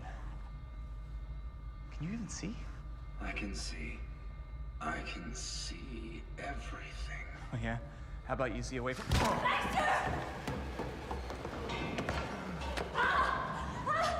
What did you think you were gonna do? Of the sea. Safe. Yeah, I don't know what she was I thinking. safe? I'm gonna run down there and save him. Oh no, I'm in trouble. Oh no, he's in trouble. We're both in trouble. Which is calm, cool, and collectedness. Though it's like, And how is this saving humanity? well, remember mutation Oh yeah. and rage. So Of the sea.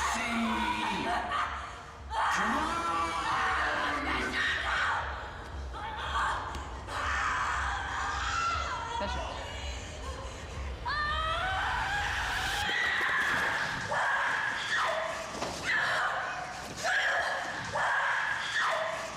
it's detached calmness in the face of all this.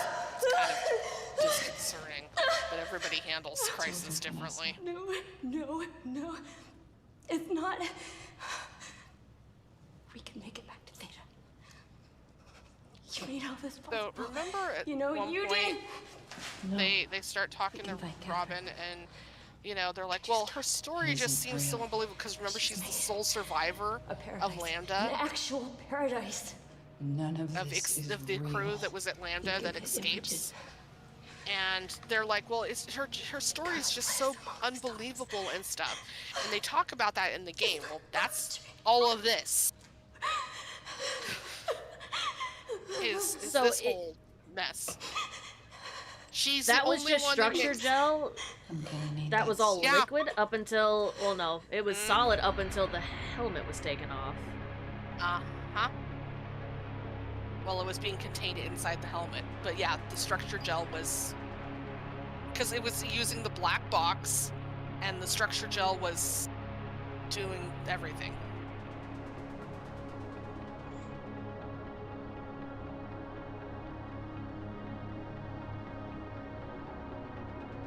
So, remember how nobody could figure out how, like, one of the comments that I saw a lot of was like, well, how did Imogen's body end up at Epsilon to become Simon Jarrett? Well, this is how. She gets on the suit. And then she walks the rest of the way. And she walks the rest of the way to Epsilon. Because the only way to in her mind, the only way to shut down the WoW is to shut down the WoW's power source, which means shutting down the thermal reactor. I suppose that would make sense. And that is a lady on a freaking quest. And this was before any of the squish monsters showed up, right? Yeah, well, so it's before... Yeah, so there at Epsilon there was never any squish monsters. Though, well, I take that back. There was one briefly, but that's because he was brought there by the WoW in order to get Imogen's body in the chair for the WoW to do its work to create Simon. Gotcha. Pathos 2. WoW initiate.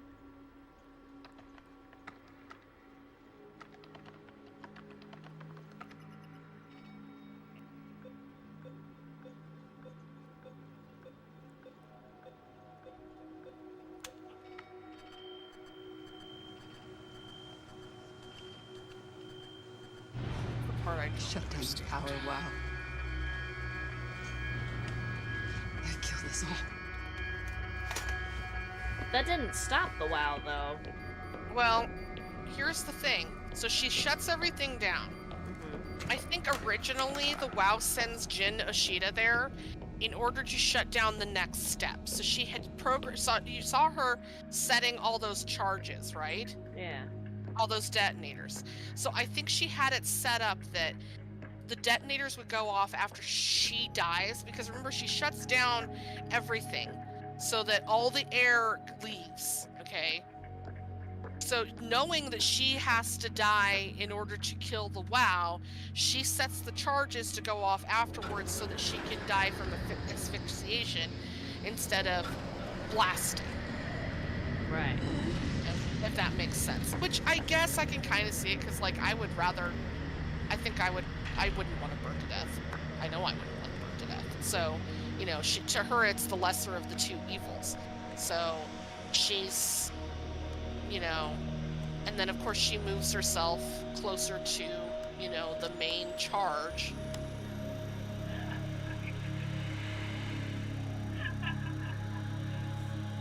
Unfortunately, what ends up happening is the WoW sends one of its creatures in basically Jin Oshida, because there's a login for Jin Oshida.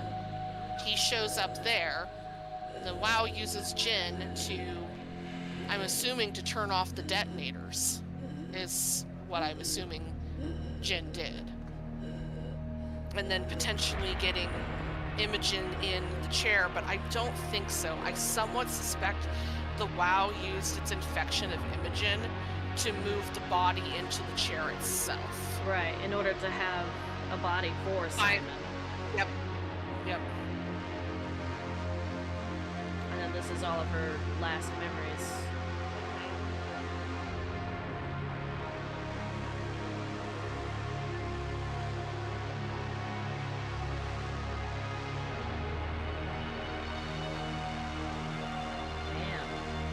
So there was Reed never did go back in and get another proper scan, did she?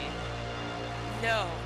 The only scan that was ever done of her was the corrupted scan. Gotcha.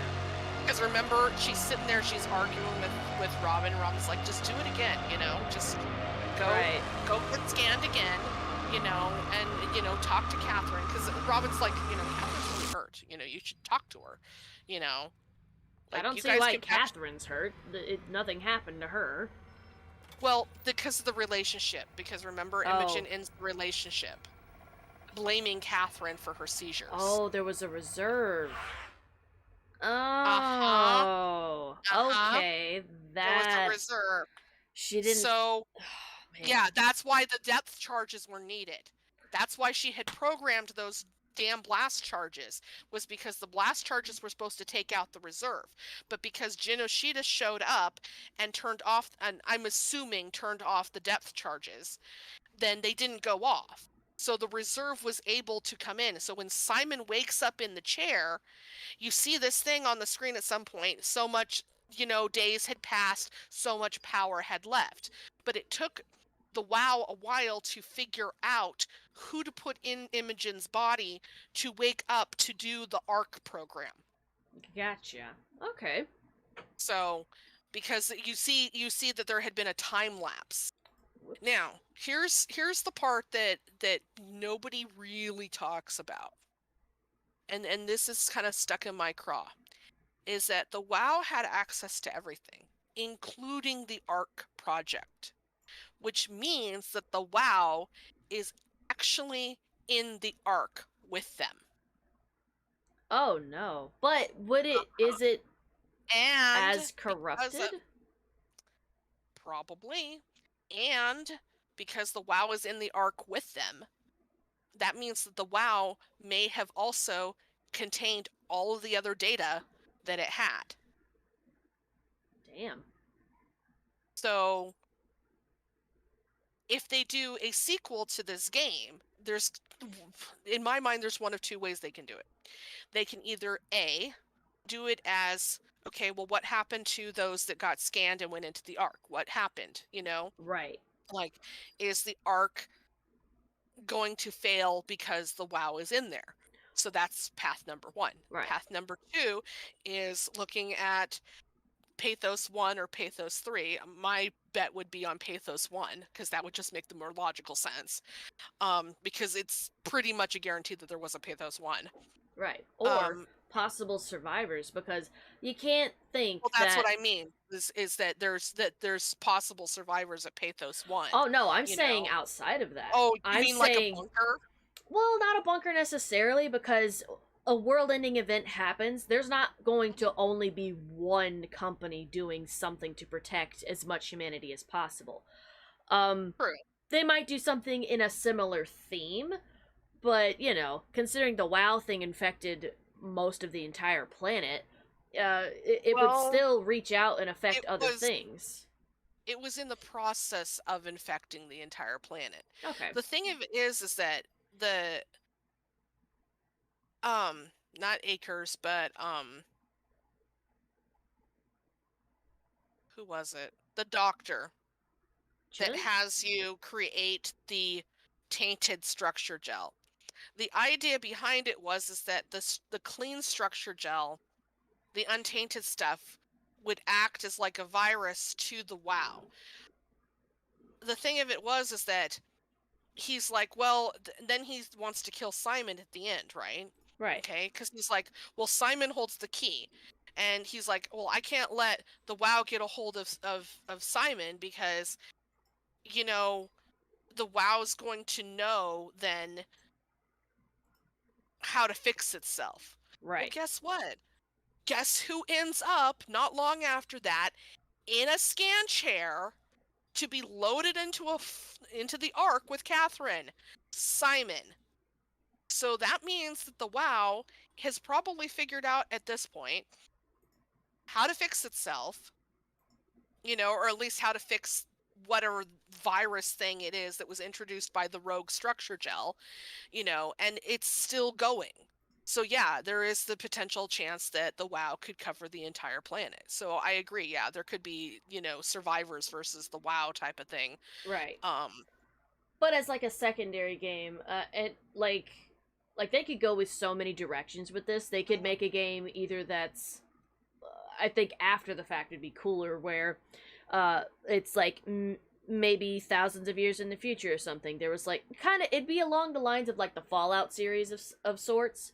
Yeah, Somehow yeah. somehow people survived. Somehow they figured out how to stay alive wherever the hell they are.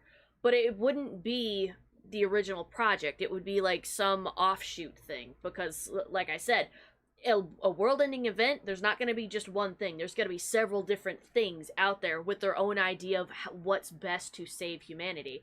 What would be an interesting take on that is somewhere else in the world, survivors and whatever, they eventually emerge or whatever and somehow I don't know, get a hold of the original arc. Though I think what would be more interesting would maybe like a mix of that and then seeing what happens on the arc now that you've pointed out that the WoW is in there. I mean, it would have it absolutely is. I mean, if you think about it, because it had access to everything. It had access to the Ark because the Ark was on the mainframe. It had access to the mainframe. It had access to all of the things. So, I would imagine that. I mean, and here's the other thing too, and the other reason why I believe the WoW is on the Ark is that, remember, the WoW thinks at some point that it is Imogen Reed. Right.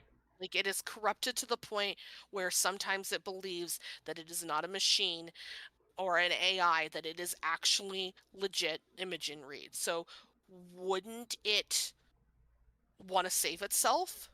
Right. Or save a would it have copy put of Imogen? Yeah. Right. A copy of Imogen that's really not Imogen.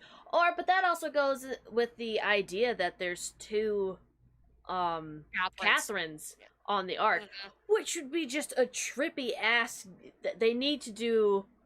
I would really love it if they would make a sequel of the stuff going on the Ark, and then maybe as like a bonus ending or something, years into the future, the Ark is rescued, or I don't fucking know. Just play around with the idea a little bit. It'd be cool. There's so many ways they could do it. I mean, honestly, I think the best thing would be do the follow-up of the arc and what happens right afterwards, the fallout from that, for like how does everybody handle it, because like I would imagine what's going to happen is that Simon is going to walk, or they're going to take the boat, him and Catherine, they're going to go over to the city, they're going to walk into the city, and the people that are in the city already, that are interacting, have been interacting with each other and stuff, are they're going to be like, oh, Catherine, there you are. Oh, Catherine, there you are, because, oh, hey, there's two of them.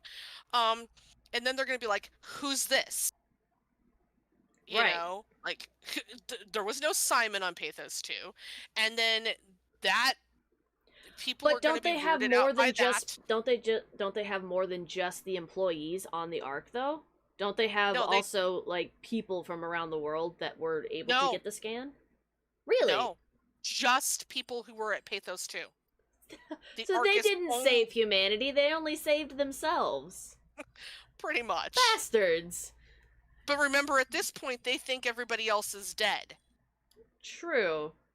They think that all their loved ones are dead, that none of the bunkers made it, that none of the other, because they can't confirm anything, which is why I go back to that scan that Imogen did that confirmed that the parameters were correct or whatever, okay? So, because I would argue that scan confirmed what you said, that Imogen was infected with the structure gel and infected by the WoW. Right. And it was only a matter of time. Or B, that the scan discovered, because it was doing kind of a worldwide scan, that's why I'm like, it discovered like an oasis somewhere or something. Right, like an oasis, or like like a certain habitat area where the factors were just right, that if You know, people had gone there.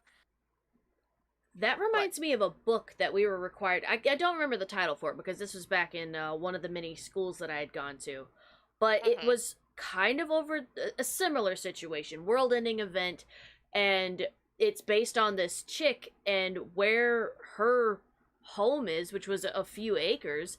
It was in the middle of this like really hilly valley, and the winds themselves just passed over but never infected anything. Yeah. And she was the only survivor there. So it makes me wonder if maybe that is indeed possible. That's what the scanning thing found. But again, we don't really know what the biological scan was. There's the possibility she was scanning herself. It could have been something topside. I think a mix of, because there has to be survivors. Yeah. Possibly. Even if it's just a small bunch somewhere. I would love to see a mix of that and the ARC stuff going on. Well, yeah. I mean, I honestly, I would love to see. I kind of feel like they could do 2 games about what's going on at the same time, like what's going on with the Ark, inside the Ark, and then what's going on Earth with the survivors. Right. And then do a 4th game where it's like you said, years and years later, and the heirs of the survivors somehow magically managed to get a hold of the Ark. Right. It would have to be so far into the future, though, because Yeah. with a comet hitting the Earth like that, it's not radiation necessarily, but it's along those lines. There's a shelf life for that stuff to settle, for the air to become breathable again. And then, not to mention, if there are survivors, there's going to be evolutions that are going to be forced in order to survive on the new world and whatever, so there'll be that. So even then, it won't be what the original humans were. It'll be another case of human 2.0, but evolved. Yeah. So I'd like to see what they would mess around with in that aspect. Yeah. I would love to see how they would handle like a team finding like the original WoW at Pathos 2, or because I would imagine that the way the WoW developed at Pathos 1 was very different than the way the WoW developed at Pathos 2, because even though yes, it had the same base, Simon Jarrett. Right. It wasn't corrupted, though. It's still, but we don't know if it was or not, because with Pathos 1, we don't know how many employees were there. We don't know whether or not the WoW there even conceived of stealing brain scans or not. Because remember, it wasn't until, like, Catherine and this technology and then all this other stuff, like the WoW, it computers, when you set a parameter, it only looks within that subset, of the parameter, like within, point A and point B. It's not going to look past point B unless the parameter says look past point B. Right. So with any kind of AI computer program or whatever, so if Pathos 1's WoW was set up, say Pathos 1's WoW wasn't tasked with saving human life. Maybe it was tasked with planet cleanup. Oh, okay. Or but would cataloging life on the planet for future, like, because I would imagine at this point cloning technology had been perfected, to the point where if you could save enough DNA data of raw DNA data, of clean DNA data of things that, because remember, like, so it'd be like a case of Wall-E, just about. Wall-E, or Titan AE. Oh yeah. Yeah. So what if that was the task that the WoW at Pathos 1 was given? So let's speculate and say, okay, there were 3 Pathos. Okay. Right. Pathos 1, Pathos 2, Pathos 3. Pathos 1 was tasked, say, with like preserving life for Earth. Okay. Pathos 2 was tasked with preserving human life. Pathos 3 was tasked with cleanup of the planet. Okay, Right. so it would be interesting to look at like how did each of the, because we see how it what went down with Pathos 2. Right. It was a train wreck. But would Pathos 1, 2, and 3 all be connected to the thing that we destroyed at the end in I Soma? Or would don't they be think separate? so. I think they were separate, and I base that information off of the way it was talked about by Sarang and whatever her name was, the one who ends it with a Linda Dest, and the doctor whatever his name was, the one Yeah. who ends, yeah, I know you're the talking. one I who can ends never up think of his creepily name. stalking us. Anyways, creepy stalker guy, but Ross? Dr. Ross? Ross, yes, Okay. Ross. Thought you were talking about the one guy that we tried to interrogate, but he kept going nuts. No, not him. Okay. He was a security guard. So Dr. Ross. So, it was Sarang, Ross, and what's her name? But there was 3 of them, and they were specifically part of Carthage's staff. You know. Right. Now, another theory that was floated was that all of this was in Simon's head. What? Oh, wait. Yeah. No, this is a theory that's floating around Reddit, that the entire game was actually conceived in Simon's head. Oh. And that it was just a nightmare that he had, or a dream, or something, because of the brain damage. And there's some hints that like, I don't know if it was, because there's always foreshadowing hints in these games, and if you go in and you replay the apartment scene, okay, at Right. the very, very beginning of the game, there's a few things that kind of foreshadow. So one is that there's some memory sticks on a shelf with Simon's camera, because you remember he liked like amateur photography, that was his thing. Right. Okay. And so there's some memory sticks, and what's interesting about them is if you pick them up and look at them, they say Hamatsu on them, which is the company that built the suits. Remember the Hamatsu suits, the diving suits? Yeah. So Yeah. is that his brain? Oh, you know what? I like that theory. That's okay. Okay, because So when you think then- about it, dreams and nightmares in general will take bits and pieces from your waking day and we'll add them in there. So then you start looking around so Carthage is talked about in a poster at the brain scan center.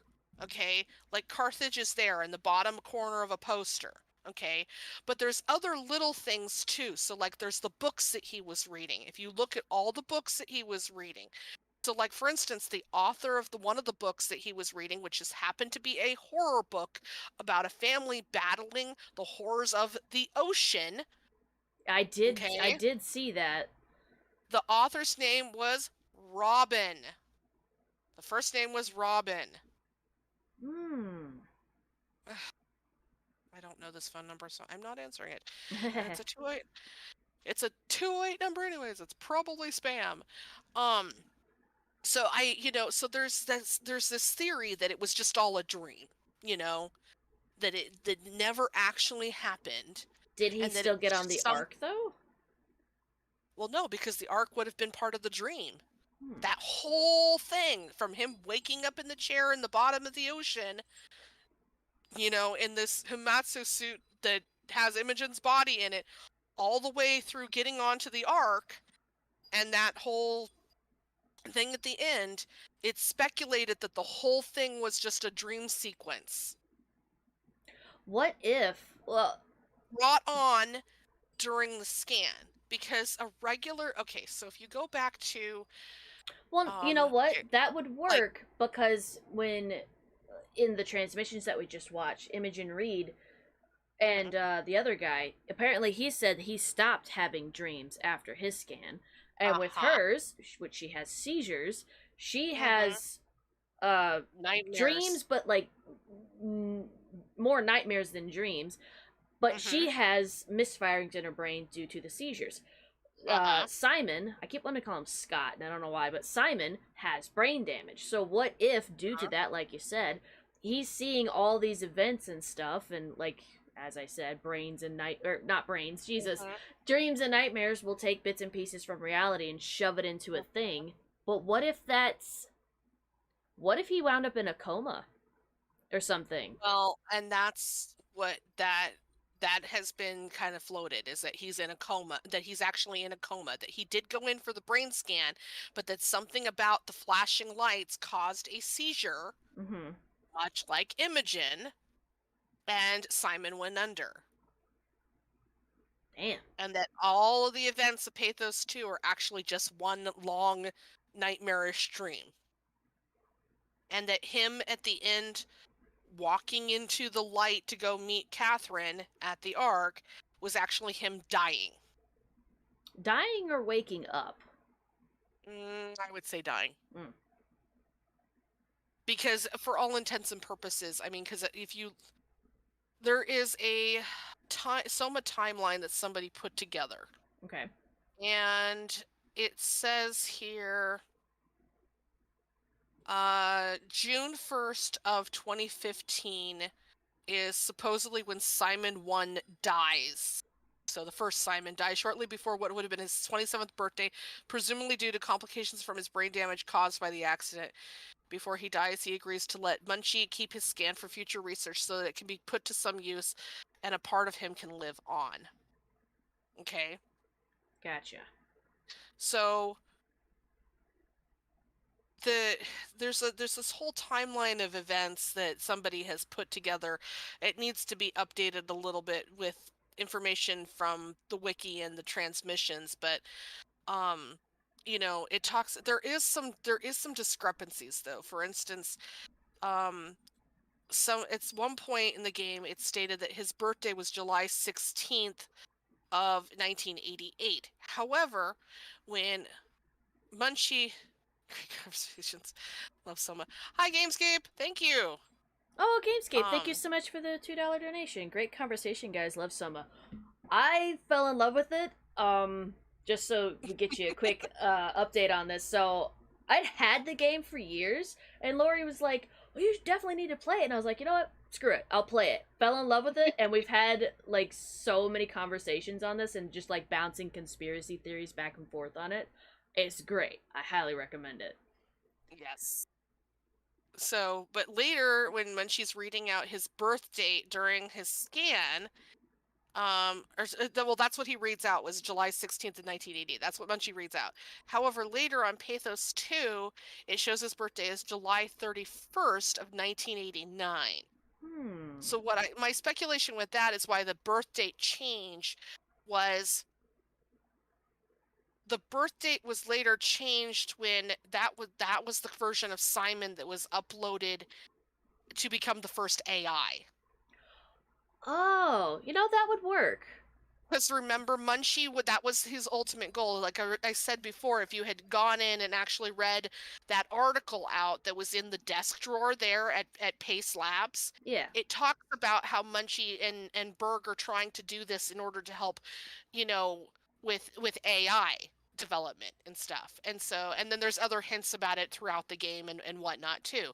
And so I suspect that the reason why July 31st, 1989 is listed as Simon's birth date is that was when Simon, we'll call him 1.0 or whatever, AI comes into existence, because at that point, it's a year later. It kind of makes sense in terms of, if you're looking at research, it would take probably about a year to compile research like that. Right, especially considering it's a freaking brain scan. They would be bouncing that off of so many other things just to make sure that it even worked in the first place. Yeah, we got the scan, but is it actually a scan? Yeah. So now, going by the timeline of events, April 9th of 2015, an SUV hits the car containing Simon and his friend and co-worker Ashley, who we kind of get the idea when Simon's having that dream where he wakes up to his cell phone that he goes, "Oh, there's never enough time. Ashley, I have something to tell you." I suspect and this is just speculation, that he had a thing for Ashley. Well, I thought it was his And- girlfriend. Well, it was his coworker, but then she doesn't survive the crash. And so he's got survivor's guilt. Oh, yeah. Times 2. Mm-hmm. So then it says here April 30th of 2015, on a Thursday, Munchie sends Simon an email about scheduling his brain scan that weekend. The plan is to run simulations on the scan in order to come up with a custom treatment plan. So then May 1st, Simon writes an email to friend and coworker Jesse, but forgets to hit send. The email reminds Jesse about his Saturday appointment and the fact that Jesse will have to open the bookstore, in which Jesse's kind of a moron. Yeah, I do remember that. Yeah. So, then Saturday, Simon, May 2nd, Simon goes into the empty paste facility and meets Munchie and gets his brain scan done. Right. The 20th, so 18 days after the initial scan is done, Munchie and Simon sit down to discuss Simon's doctor-approved treatment plan, which will involve some diet changes and cardio, which I don't understand how. Of course, remember this, which makes me wonder about Aaron Peaky. For his brain scan? Yeah, Aaron Peaky is the one who signed off on the treatment plan because she was the one who was originally overseeing Simon's treatment of his brain damage. I wonder if well, okay, so obviously healthy body, healthy mind, so they preach, is, having a good diet and having, some kind of exercise. It might just be more they're just trying to make sure that because of the brain damage that he received in the accident was just to make sure that his body functioning and all that is still firing off upstairs. Well, I mean, maybe, but it's speculation. The treatment plan that they talk about, or what little we know of the treatment plan in the game, it just does not match up with what I know of brain damage. Now, of course, it would also, they never talk about philosophy. They never talk about, because some people are really against medicines. They're really against anything that is not, certain practices and stuff. I mean, there's certain religions and spiritual practices out there that don't do blood transfusions, or they don't believe in, vaccines, or they, Is that why maybe Simon's regime is the way that it was? Maybe. I don't know. I mean, it's all speculation because we don't know. Right. I mean, we never learn anything about Simon's philosophy on life or anything like that. He just seems kind of like an average guy, right? Like the average Joe. I mean, he's working in a bookstore / game store. So, I mean, he seems like the kind of nice, quiet guy that, get lost in a world of books. Which again goes back to the idea that it's all just a dream. Probably just a dream or something. Right, because he ran a bookstore, Right. But when exactly would all of this dream stuff happen? Well, and that's why I think your idea of, he went into a coma was correct, because there is an uptick. I mean, there's numerous, medical journals out there of people who have had, brain damage that have an uptick of things like seizures happening because of bright lights and stuff. Right. So let's just, if the theory that it's all just a dream is correct, and it's hinted at that, he has seizures because of Imogen, it could absolutely be speculated that he had a seizure when he went in to do the scan with Munchie, and wound up in a coma, and so the whole events of Pathos 2 are just a dream. Right. Wait, just Pathos 2, or the entire game of SOMA? The entire game of SOMA. Okay. Because I was gonna say, because after you pointing out, because I thought it very strange when, let's see, after that horrific bit where I'm running away from that one squish monster that just, if there's light, I can see you. I hate that one. Mm-hmm. After I escaped out of that part, and then we got bum rushed and then pushed into some of the the WoW goo and whatever, and then we see another bit of the apartment and whatever. Oh, You know what I'm talking about? Okay, so that's a whole nother ball of wax. Okay, so they didn't cover this very well in the game, and unless you go into the secret files, because I didn't talk about this earlier, so I'm glad you brought that up. Okay. Unless you go into the secret files, you don't find out about this. So the WoW, part of its trying to figure out how to save humanity thing, it put a bunch of people in comas. So Oh. it keeps them in a mind loop in this coma, and they call it, I think in the secret files, they call it like brain coral or something like that. Is that why we kept finding people just like on the floor and attached On to the this floor? thing? Yes. Okay. Yes, and they're all still alive, Which was but terrifying. they're in a dream state. And what you don't get unless you go into the secret files is that each of them is having the perfect dream. Based on themselves. Because it's been based on learning from themselves. everybody. Right. Oh. So it has them in a situation where they're the happiest, or they feel the most useful, or it makes the most sense.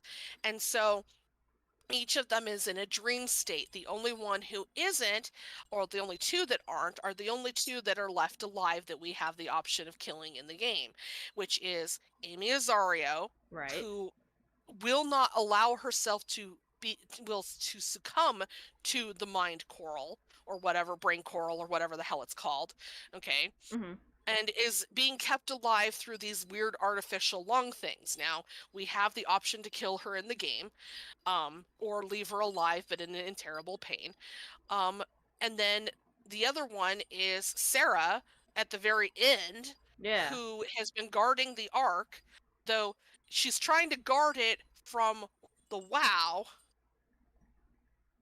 when the reality is that it's the probably WoW's already probably on there. It's probably already on there, but you know. Right. Anyways. So, oh wait, wasn't there a third person? Or was... There was a robot in the beginning, though I don't know if he was quite like that. But I electrocuted him by accident. There was Carl, there was a copy of Carl Yeah. in a robot acting like a mockingbird that was on the floor that we unfortunately have to electrocute in order to get enough power to open something. Okay, so there was no way to save him. There was no way to save him, and he's just a copy scan anyways. He's not a legit human, okay, Gotcha. at that point. So then the other one is the one that you didn't even talk to her. I was so mad at you because Where was she? She was outside.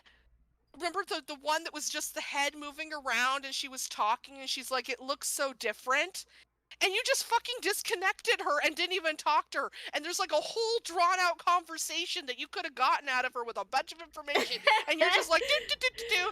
Oh, I see you're connected squirreled. with this. I'm sorry. Let me unplug this. And I'm like, I don't even. I literally did that. I'm sitting on the other side of the screen when you did that. I'm like, no. I don't even think I realized that it was someone I could talk to. I thought like maybe it must have been something else. That's great. Why would you do that?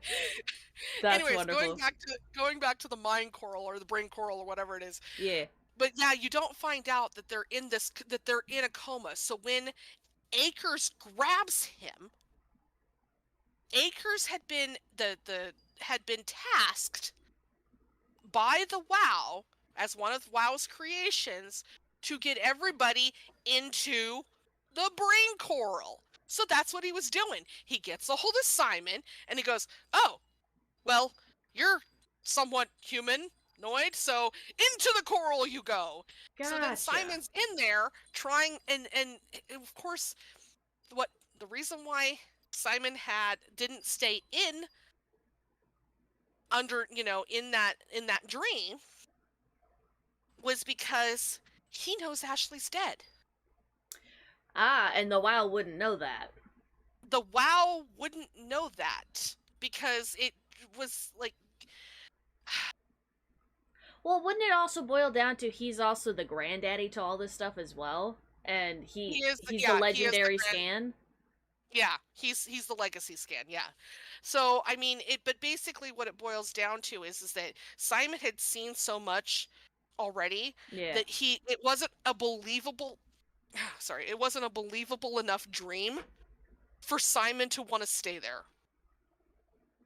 So Simon, of course, wakes himself up, pulls himself out of the coral, and continues on with whatever, and then eventually flushes Acres out into the ocean.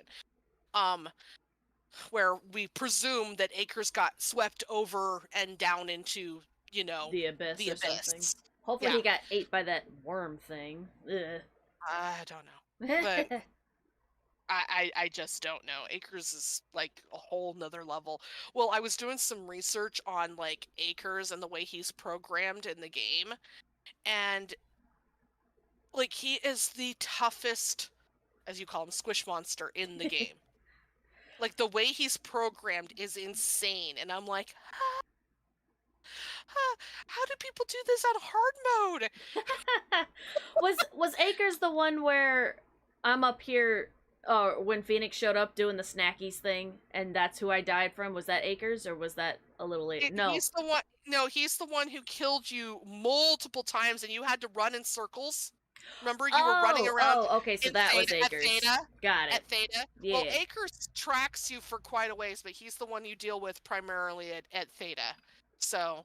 Got it. Okay. So yeah, but yeah, the whole mind coral thing was like a solution from the WoW to keep people alive. Well, okay, well I can't give them life, so if I keep them in stasis, in a dream stasis, and that was kind of the WoW's first like, oh, well, I could do what Catherine's doing with the Ark, only put them in their own individual dream stasis. The problem is that it's not life. Right. And I think the WoW figured that out and goes, well, they're just like, this isn't living. They're not really interacting with people. Right. Like, and I wonder if the WoW realized that after a while or I don't know if it was intentional or whatnot, because the further in the game that we go, the more of these we see. A lot more of them are either like sucked dry, is kind of what it looks like, or we're being taken over like full body wise. In like one of them looked like it was a giant bug. I didn't know what I was looking at. Yeah. So well, and I think that was the problem is because the WoW was mutating, and I don't think the WoW realized how damaged it was. I mean, because we've got Simon's scan, right, and then we have Reed's scan, and then we have Reed's scan, which just corrupted everything because it was done in real time, and Reed had that seizure in the chair. Right. So, anyways. Now so this is, there was some, I'm going through the timeline. So in the 2060s, Pathos 2 is founded as a thermal mining operation, originally. Oh, okay. So again, that goes back to my theory of there were other Pathos. And then in October 9th of 2098, Omicron system update, black box update enabled by site service engineer Heather Wolchek, failsafe CRTH4 Carthage implemented. So that indicates that there were 4 failsafes. So so that gives me an argument that there were 4 Pathos.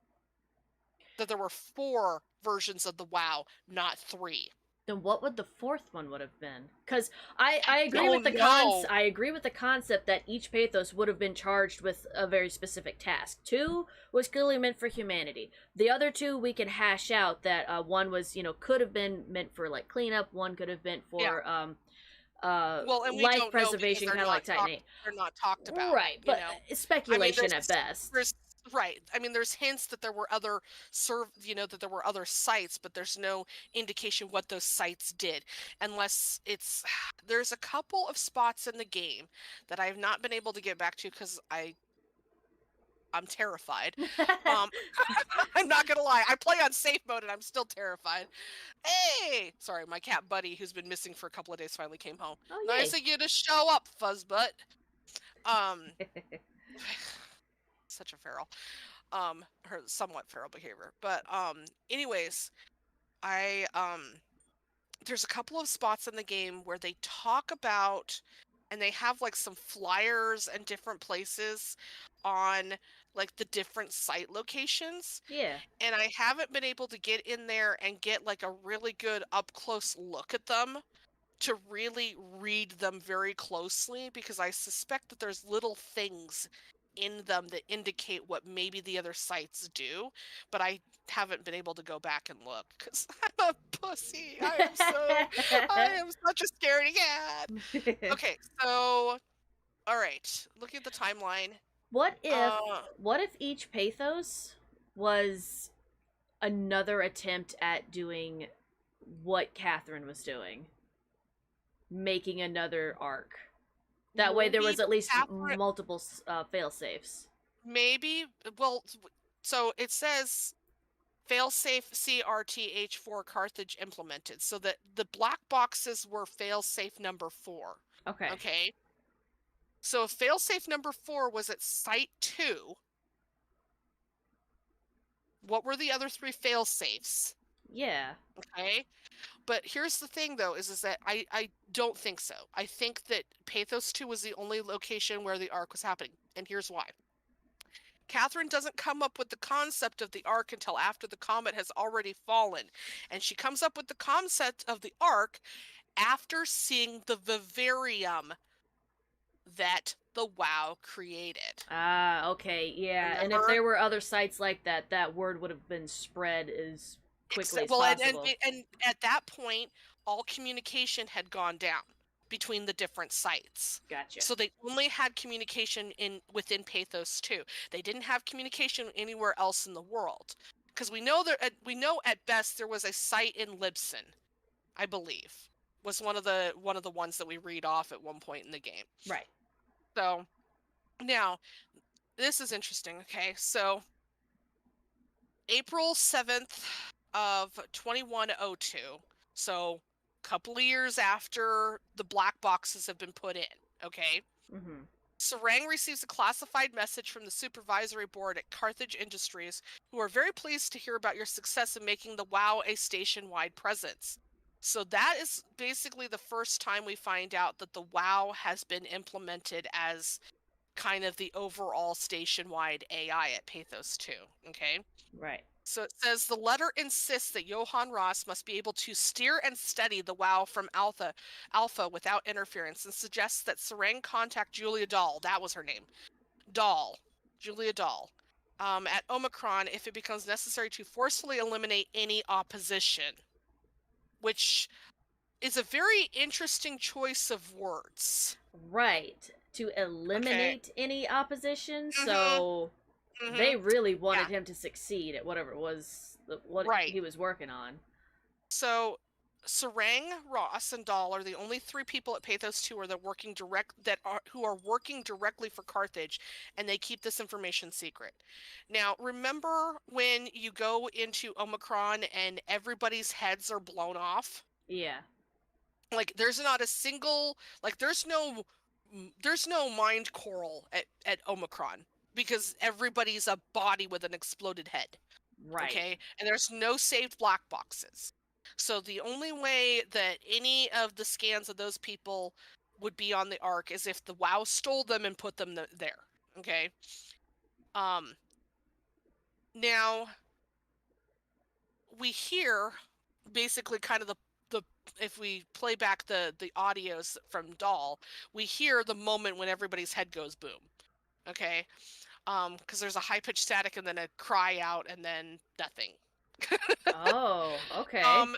And so Ross, the basically the reanimated Ross, who's now a mutation, tells us that he says the girl figured it out. He was talking about somebody.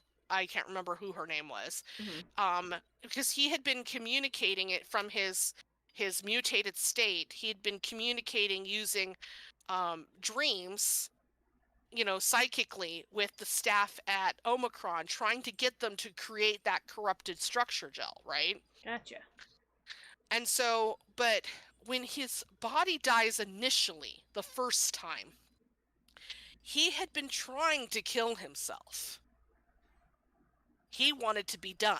And we kind of get that indication that he was suicidal and he wanted to be done and he didn't want to deal with the WoW anymore and he didn't think the WoW was going to be successful and he just wanted to be done. So he dies. And when when the WoW finds out that Ross had been helping people try to kill it, it kind of freaks out. And you know how when you find out that, oh, somebody did something to you, sometimes you give out like this cry of rage or this shriek, Yeah. you know, like, ah! I kind of imagine that that's what the WoW did, and unfortunately, because it was directed at the team at Omicron, that's why their heads all went splody. Yeah. I know. That would make sense considering it interacts with them via the black box. And high enough frequencies, you can burst eardrums. So I imagine even higher frequencies, you could explode heads. It basically becomes like ESO, or not ESO, SAO, where, you know, the nerve gear fries the brain. Yeah. You know, it's the same type of thing. The black box just fries the brain. But what's interesting about it is that the WoW really wanted to save Ross. And I kind of feel like because Ross was given the duty of turning it on and then steering and studying it, that the WoW kind of looked at Ross as like maybe kind of like a father figure. So I when wonder Ross, if it was more for its parameters that it knew it needed Ross. maybe it might have been part of the parameters. I just find it very interesting that out of everybody else, Ross is the only one that it makes a really big deal about saving. You know, and saving in a cognitive format, because Ross is still very cognizant, you know, of he's not a mutation like the others, you know. But unfortunately the WoW had to do quite a bit to get him to that state. And so I suspect either it's because he saw Ross as the WoW saw Ross as a father figure, or B, like you said, because of the parameters that the WoW was given of, you know, protect your maker type of thing. Right. Um, It's very interesting seeing the WoW itself go from it's obviously it's a machine. It's a bunch of nanites and it has a very specific code that it's supposed to follow. But then it evolved and continued to evolve. And I don't know if that was due strictly because of the brain scans, and obviously it's a learning program because otherwise it would just do what it was told and nothing else. But it almost became sentient by itself, or at least cognitive, whatever would actually fit best for it, because it's like, because it tried to communicate, it learned, it tried to do something a little better each time. It showed that it was frustrated with the thing with Ross, and then also tried to keep Ross alive at all costs. So it's very interesting. I don't know if I would necessarily say it's alive, but it's definitely not solely a machine either. There's something more to it. Yeah, there's something more to it, and I don't know if part of that embedded humanity comes from the fact that it was based off of Simon's scan. You know, that at its base it had a human scan, and then, you know, all the other scans added to it, and then the corruption of Imogen Reed. You know, but what's interesting, so going back to our talking about how many pathos there might have been. Right. So before the comet hits, Ross notes in an audio log that he has convinced Wolchek to turn off all the external control systems, making the WoW our de facto caretaker. So far, it's exceeding expectations. So there had been some speculation that Carthage knew at least at a minimum 2 months before the comet hit. Like there was a couple of month buffer where they knew it was coming, they knew they had to prepare for it, but it was inevitable. Like they couldn't stop the comet, you know? Right. Now, January 10th of 2103, last contact from New York to Epsilon. Office was being evacuated. So there was potentially a site location in New York, okay? Right. Then there's a contact from London to Epsilon, so that's Site 2, or well, maybe not Pathos 2, but that's potential for another site. Then Libsyn. But then there's one here, last contact from Candace to Epsilon. So let's say two of these. So it says New York office is being evacuated. Libsyn main office is where the main office is located. Right. Was being evacuated at that point. So let's say New York and Libsyn were just offices. Okay. So that means that there was potentially a site in London and Candace, wherever Candace is.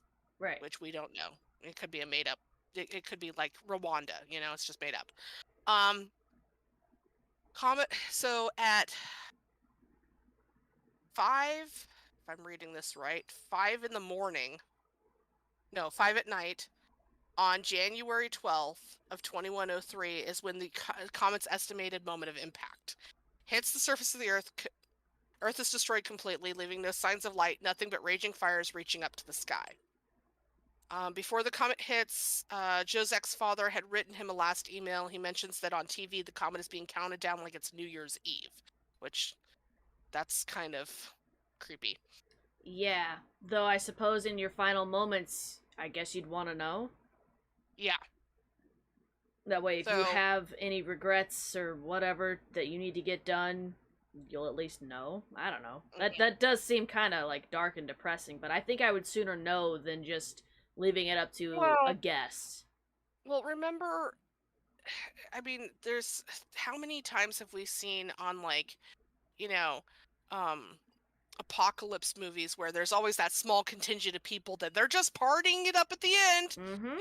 Like we're gonna go out with a freaking bang. Yeah, exactly. So I mean, it's everybody handles grief and death and destruction differently, and for some people are just like, and it goes back to when I was talking about earlier about Golaski just not caring. He's like, yeah, fuck it, I'm gonna try structure gel. Right. But I think that, yeah, definitely. I agree. Gamescape goes, I would want to know, have a huge party to death. Hell yeah. Live it up in my last few moments. Why sit around and be depressed? He goes, okay, I've got like a day left. Cool. Party all damn day. Yep. So, okay. So then, interestingly enough, so that was when the comet hit, was on the 12th. Okay. Right. 2 days later, there's a system update at Omicron by Chief Engineer Adam Golaski. And guess what? He installs a diagnostic tool for post-impact contingency plan. So at this point, that is basically, and I see that as the turning point, when the WoW becomes tasked with saving humanity. It's 2 days after the comet hits. It's no longer about maintaining life. Right. It's all of a sudden, it's like, this is the contingency plan, and so then it starts going through the process. It starts making the stupid mockingbirds, the stealing the brain scans, all this stuff. Okay. Yeah, it's trying its best to find a way to do this. Right, but here's what's interesting. So this is something that Ross notes. Okay. Says after comet hits, Ross notes in his log that since the comet crashed a few days ago, January 12th, the WoW has dropped to a low energy state. It hasn't abandoned its duties. It's keeping climate and life support going, but it has been simplifying the pattern, redefining its protocol. So the WoW was put in charge of redefining its own protocol, which is kind of a little worrisome. So then, on the 19th, Carl Semkin, who we electrocute in the game, repairs the heat shield burnout from the pilot seat at Epsilon. So he has to test it after he repairs it, because that's what happens when you repair shit.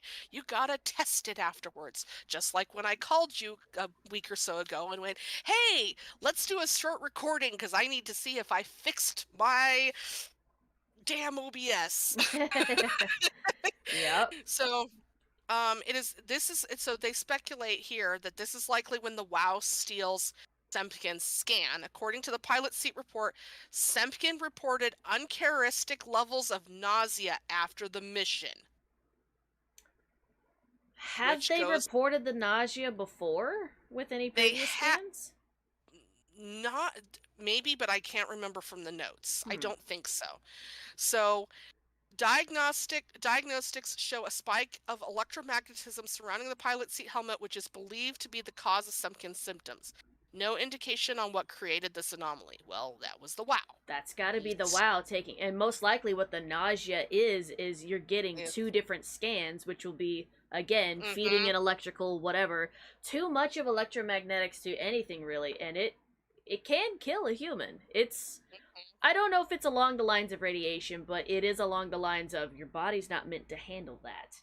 So, So then, yeah. So then it says here, at some point after Carl's incident, and after Gavin is knocked out for 30 hours after trying to direct a helper cluster, Chief Factor Jane Addams orders the Epsilon crew to stop using the pilot system. So that was just Epsilon, okay?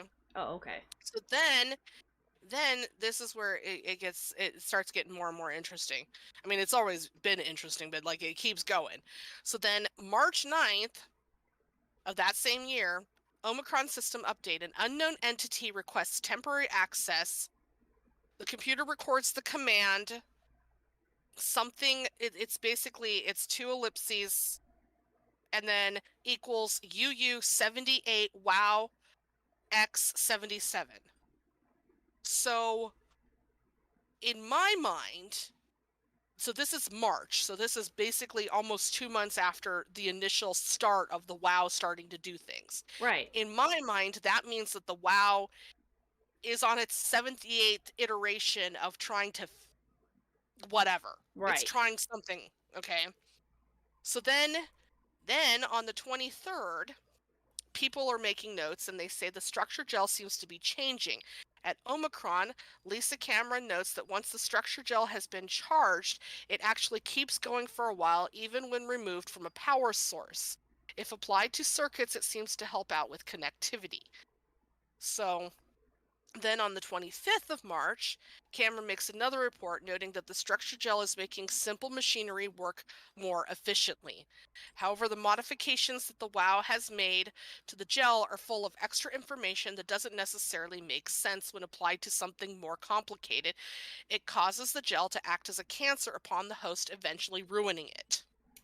Oh, okay. Which would explain what happens to the humans that the WoW was getting onto, because if you think about it, the human body is a very complex machine. There's so many tiny little things that makes up a single human being.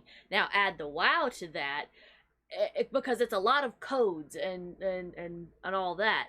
I could see why it would eventually, like a cancer. That would explain all the mutations, and then some of them we came across, they look like dried up beef jerky sticks. It was weird. Or the what looked like bug pods later on. There's something I wanted to ask you. Oh, all the buttholes that I was touching in the game, was that the actual brain corals, or what was I touching? What were those? Okay, those, think of them, I can't say for certain what exactly they are. In my mind, they're like terminals. They're like direct access terminals to the WoW, which is why I fully believe that the WoW already knew by the time Simon gets to the pilot seat to scan himself to get on the Ark, the WoW already knew how to fix the issue with the uncalibrated structure gel.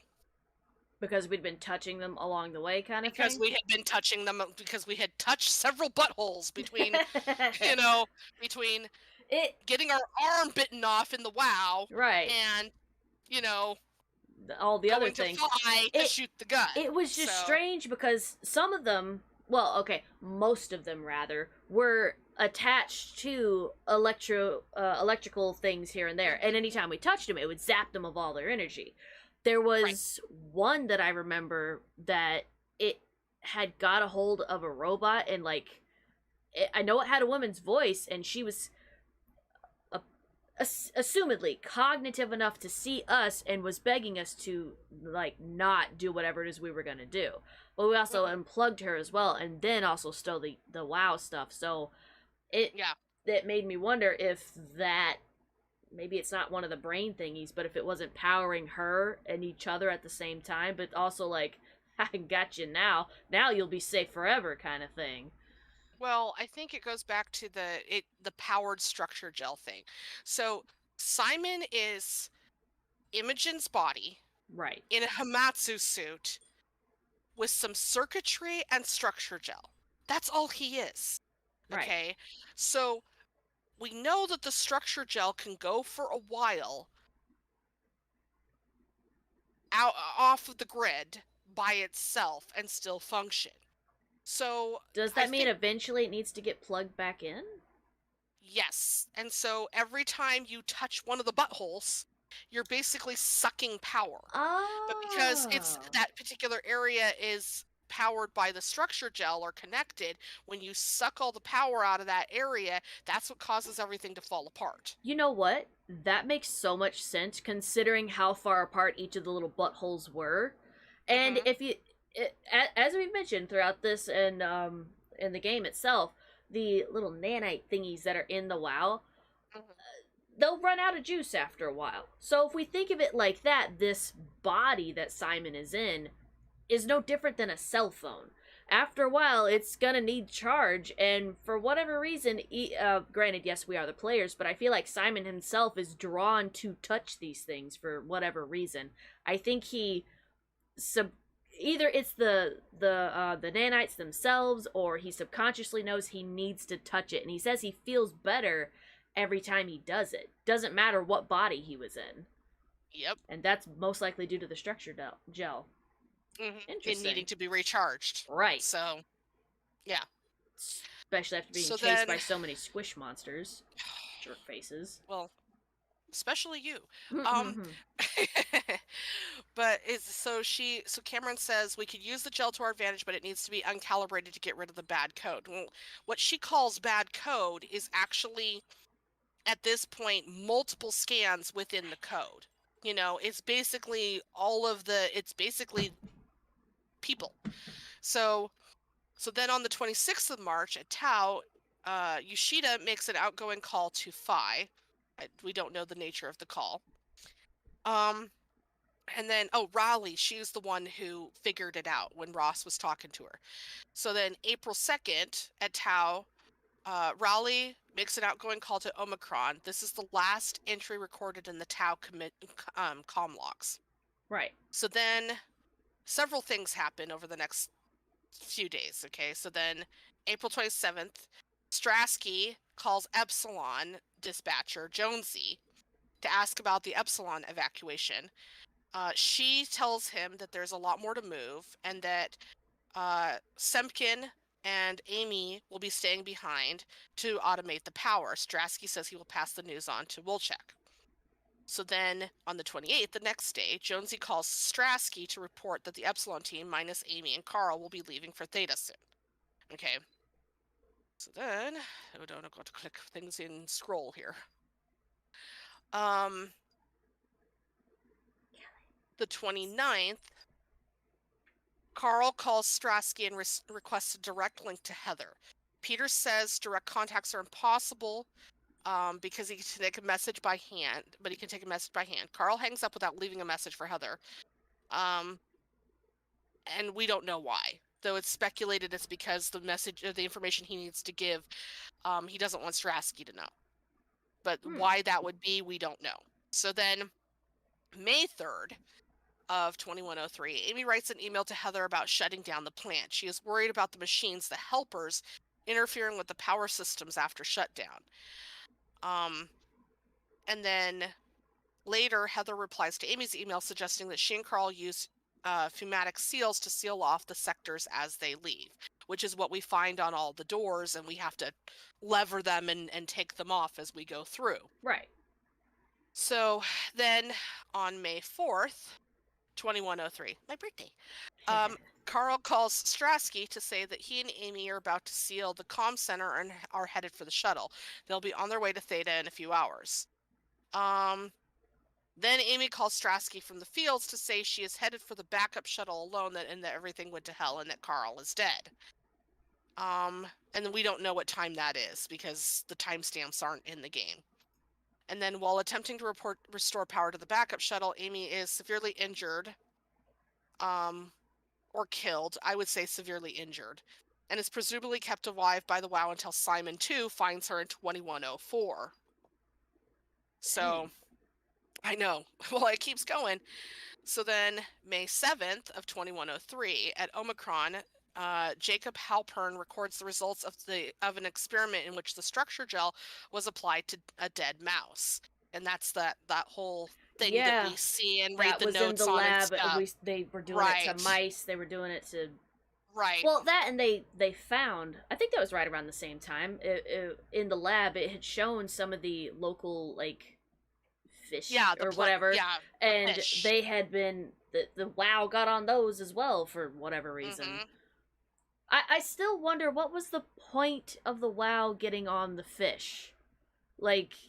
I think the WoW, because if it had been charged with maintaining life, so let's just say not just human life, maintaining life. Right. I think the WoW thought in its head that meant it needed to be into everything,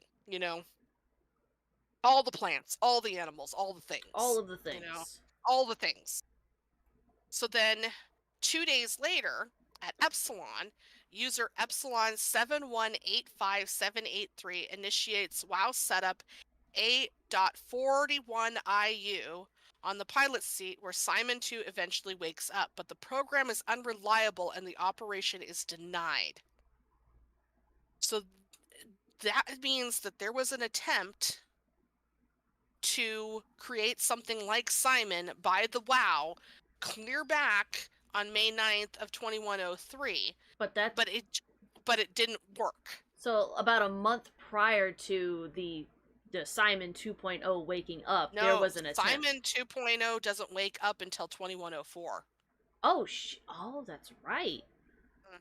Dang. Oh, was it just maybe was this before it figured out how to use the bodies and stuff? Most likely. I would suspect so, but here's what's interesting about this is I think this is when Jin Oshida shows up at Epsilon. Okay, so remember, or shows up again at Epsilon, or something shows up at Epsilon. I'm not entirely certain because there were a couple of entry logs that were garbled. Yeah. And we know that Jin accessed Epsilon at some point after Imogen was there. Okay, and presumably to shut down the depth charges so it didn't go off and nuke Epsilon. Okay, because it says here at this point the Epsilon emergency systems have been running, and within 13 days of power remaining. Interestingly, this attempt to create an entity from the pilot seat takes place exactly 1 year before the WoW succeeds with Simon 2. Okay. Yeah. So that means that it had been running a while, and there wasn't much time. There was only 13 days of power remaining. So the WoW sent somebody or something there to get systems back up somehow. Yeah, because otherwise, Simon 2.0 wouldn't have existed. What doesn't make sense, though, is this is where things get a little weird in the timeline. Okay, so on June 6th of 2103 at Theta, Imogen Reed investigates a machine that has been corrupted by the WoW. Intel systems engineer Catherine Chun notes in her log that it almost looked like a trap meant to lure the scientists. The machine creates an artificial reality around Imogen and scans her brain. This is the vivarium, okay? Right. Catherine realizes that the simple machine is an imitation of her own experimental AR, artificial reality capsule, the device that would become the Ark. So this is where it gets interesting, because if Imogen screws around with the vivarium June 6th of 2103, then that means that the Epsilon emergency systems had been turned on twice. Oh, yeah. Which would make sense based on some of the typing and that weird little thing that Imogen writes out she But scratches who into turned the it wall. on the second time then? Or the second time. Well, the second time was Imogen. So who turned it on the first time? That's a good question, and I suspect that would be Carl and Amy. Carl and Amy had set the backup. So, and what I suspect is that when Imogen went in to shut everything down, whatever it is that went in and did this whole thing, because it was some user, whoever user 7185783 is, okay, to do WoW setup A.41 IU, okay, at the pilot seat.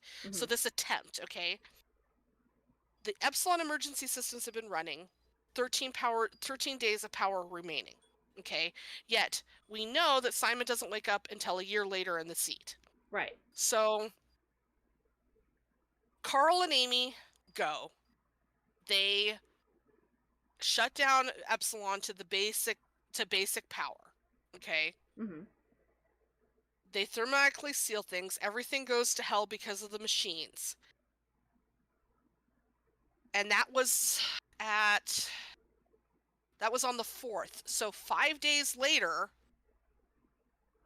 the emergency systems had already been running. So I'm wondering, because it seemed like there was more days to the emergency system. In the transmission. Was it hours or?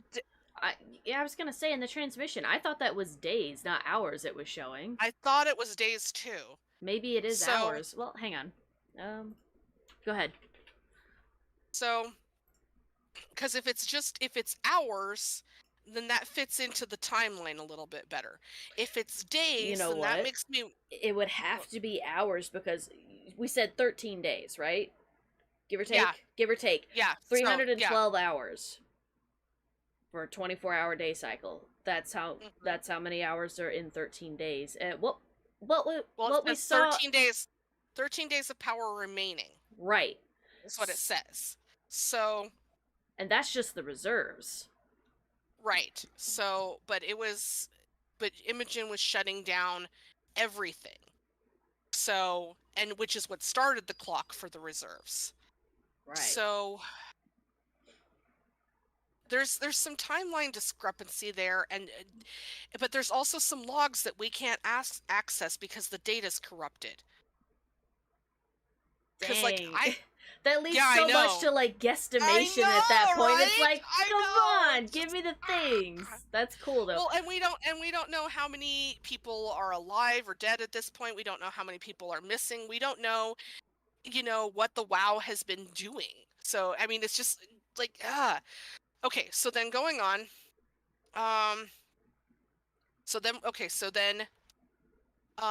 June 14th, Catherine dissects the WoW's machine, which she calls the Vivarium, and finds that it contains perfect copies of brain scans, unlike her own prototype, which only contained model neurographs, flat people. Right. Okay. On the 21st of June, in her journal, Catherine declares she will save humanity by building an AR capsule that contains all the members of Pathos 2. She doesn't fully understand how the scanning process worked with the Vivarium, but she plans to simply replicate the WoW's technique. Remember how I said the WoW's on the Ark? Right. Okay. So then on the 22nd, her first tests are successful. Herself, she theorizes that the WoW has been stealing brain scans from the pilot seats for some time.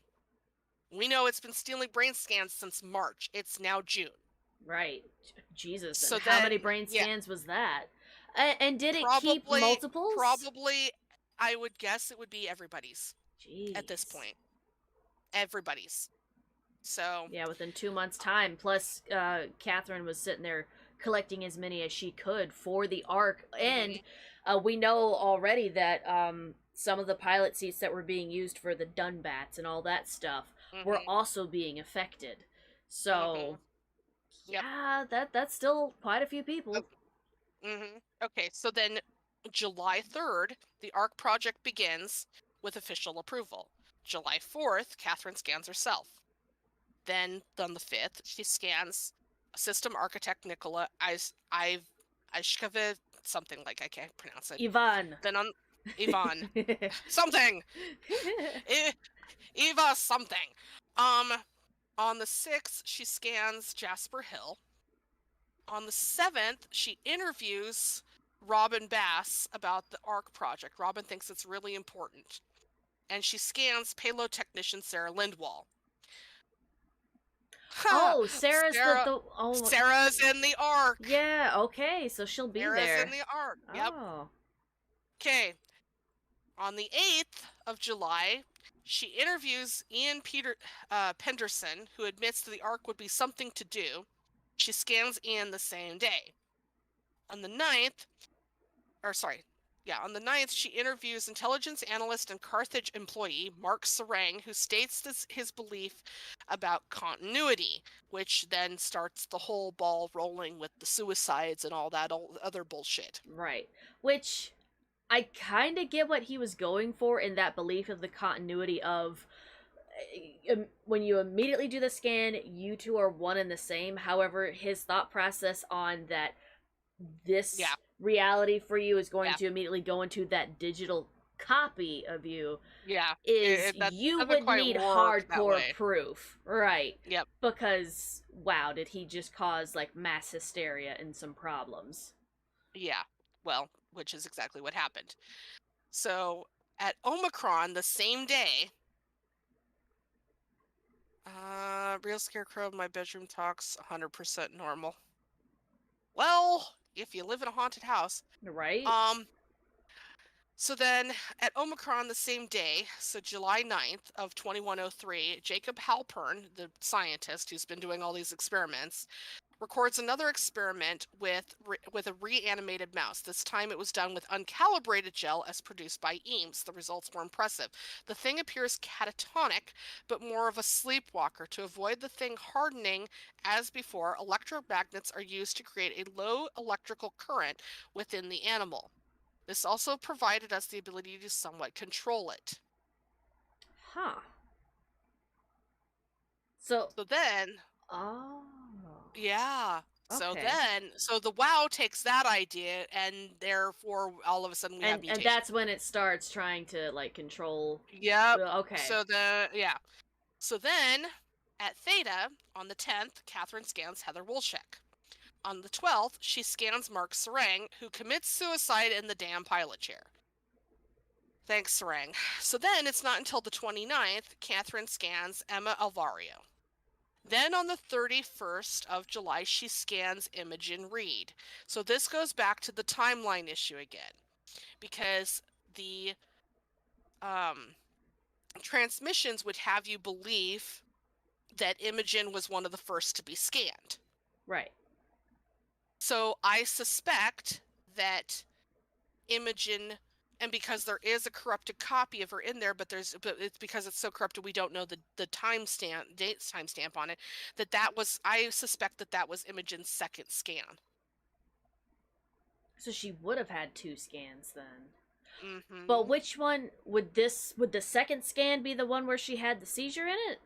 No, the first scan. Oh, okay. So then this second scan was a quote-unquote good scan then. Yes. I thought she said she didn't want to do the scan. I think so, but I think Robin convinced her. I think Robin convinces her at some point, because remember, there's a time period that we pick up that there's a passage of time in transmissions of weeks, but we don't know exactly what goes on, in those weeks between March till whatever. We don't know everything. Right. So I suspect that at some point after the interview that Catherine does with Robin convinces Imogen to get the scan done. So then on August 1st, Catherine scans Luis Moran, who then commits suicide. Do you wonder if maybe that affected the WoW as well? Possibly? The suicides? Yeah. Quite possibly. I would say absolutely 100%, because the black boxes were still jacked in.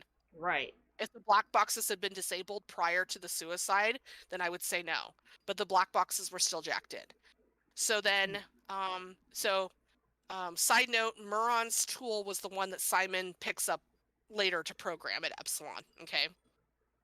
So on August 3rd, Dahl and Holland, oh goodness, sorry, sign You're off all right. that on the ACR, the Abysmal Climber rig, for a trip into the abyss for sample collection and physical checkups. So, and then that same day, Catherine scans Jessica Davis, who we see in transmissions. So then on the 4th of August, Catherine scans Strasky. And then on the 5th, she scans Captain Nathan Grau, who commits suicide. Then on the 8th, she scans first responder Maggie Komorabi. Then she scans Theta's medical doctor Nadine Masters on the 9th. On the 10th, she scans Vanessa Hart. On the 11th, she scans what black box, what in the heavens is going on? Well, Nicholas, we've been talking about it for a few hours now. Black box was a thing that happened in SOMA. In order for everybody to survive, they ended up putting it. Was it directly in their brain? Is that where this thing was? It was in the brain. It was basically at the brain stem, so where the brain stem comes into the brain. That's where it was put, and it was ordered put there by the company that everybody worked for. Right. The point behind that was so they could use the pilot seats or whatever, so they could remote control use Dunbats and stuff, but that's how they were also doing the scans to get onto the Ark. Or at least, assumedly, how they thought that was going to work. Well, it was actually more of to connect them with the WoW. The black box was to connect them with the WoW, and then also to help with the pilot seats. So that didn't eventually become an Ark thing until later, then. Excuse me. Using the black box. Okay. Right. So, August 11th, Catherine scans Keith Forquin. And then on the 12th at Theta, admin supervisor Dorian Cronstadt emails Terry Akers at Delta telling him that it's been decided that he and his crew will evacuate to Theta on the 14th. Terry will have to fall into the ranks and won't be able to be a leader. Akers responds and basically tells him to F off.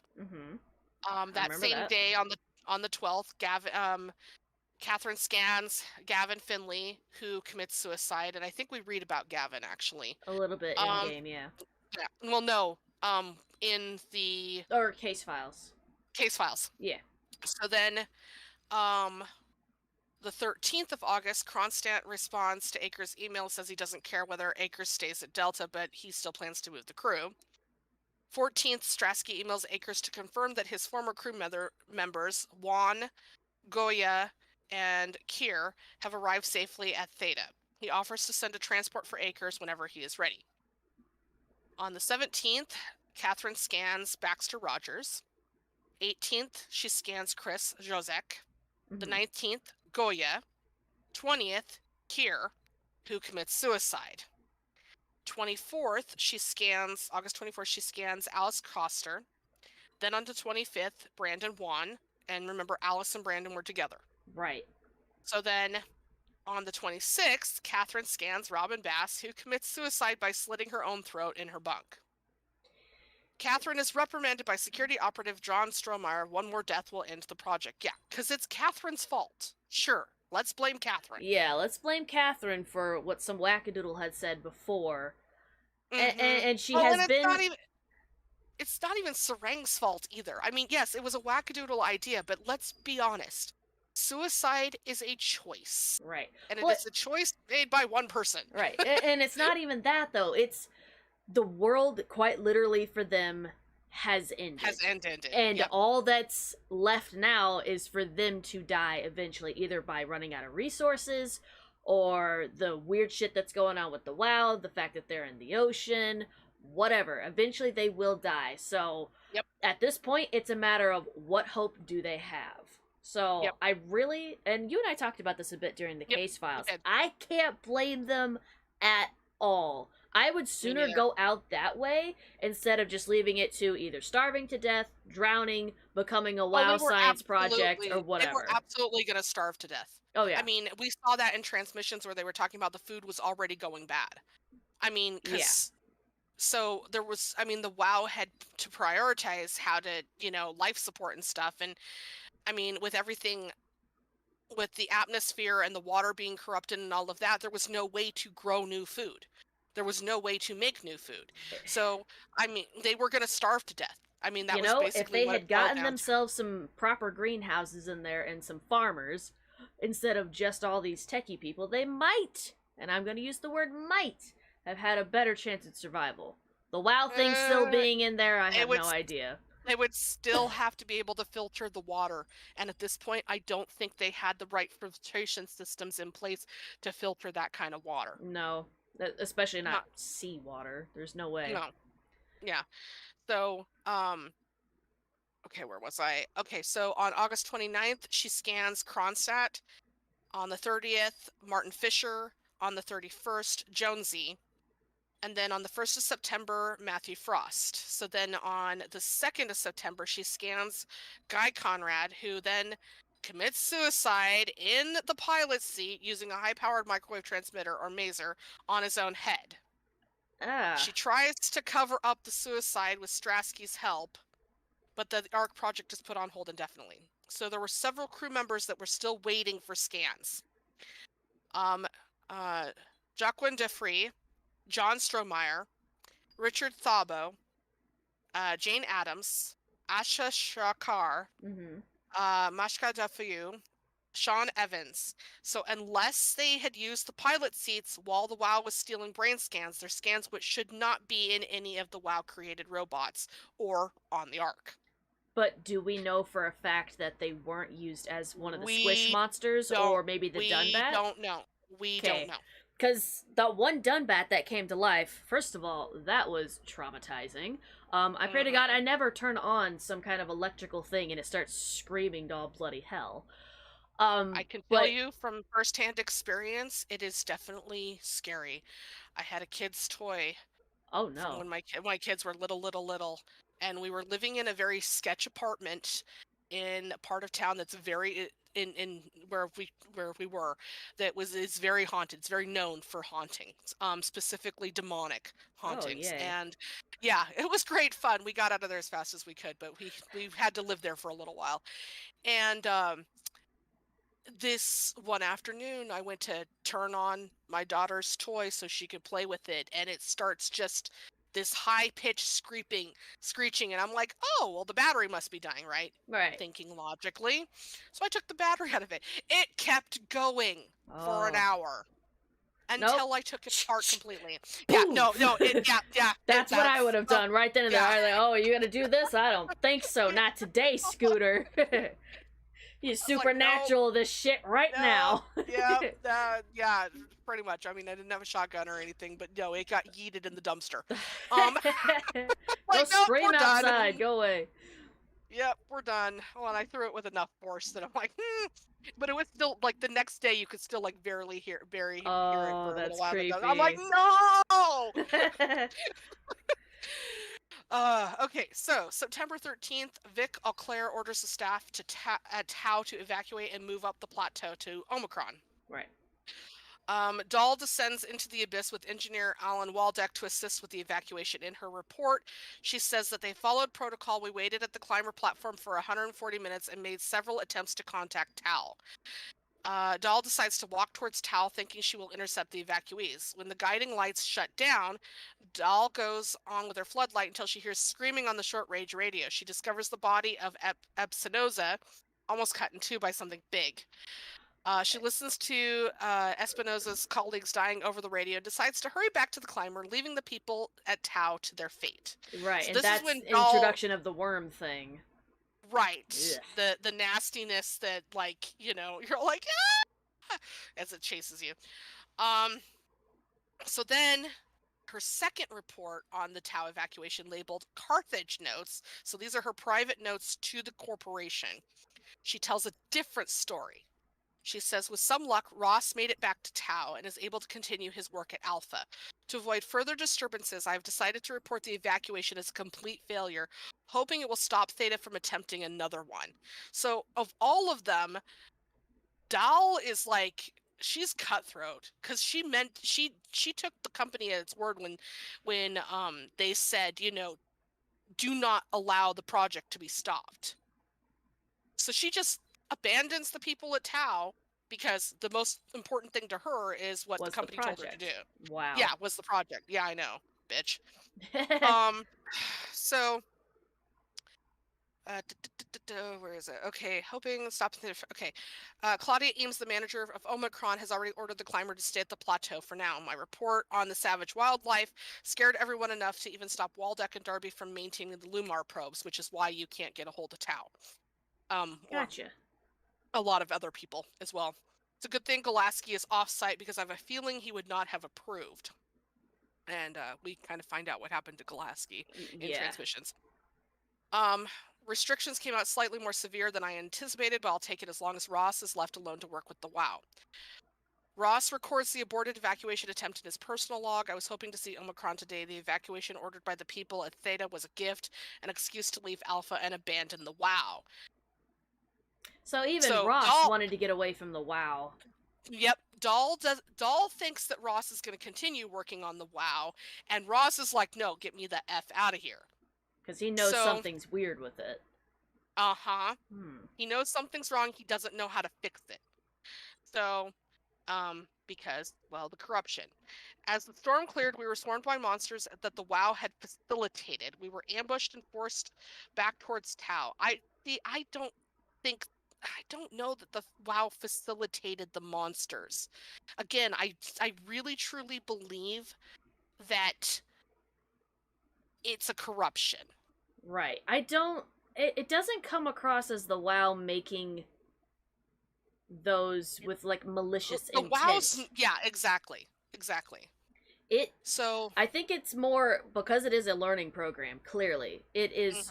It at first was trying to communicate. It was staying within its own protocols to help save humanity. But I think what it was attempting to do was to communicate to figure out what is best considering the scenario. So kind of like what is it? Iron Man's Jarvis of sorts. Just not as refined, clearly. And then yeah, and then not to mention that made it even harder for it once it obviously its template is from a Simon, which is brain damage, and then every other thing stacking on top of that. So you've got Reeds, who has a seizure, and then you've got whatever the one guy was with severe anger issues, and then all these other people that are committing suicide on top of that. That has to be like doing something to the WoW, clearly. Well, and we got more than one person with anger issues, because remember we got Golaski, who's got anger issues because he was a wife beater. Yeah, I can't remember the other guy's name. I thought it started with an L. I don't remember his name either. That's fine. It was in the case files.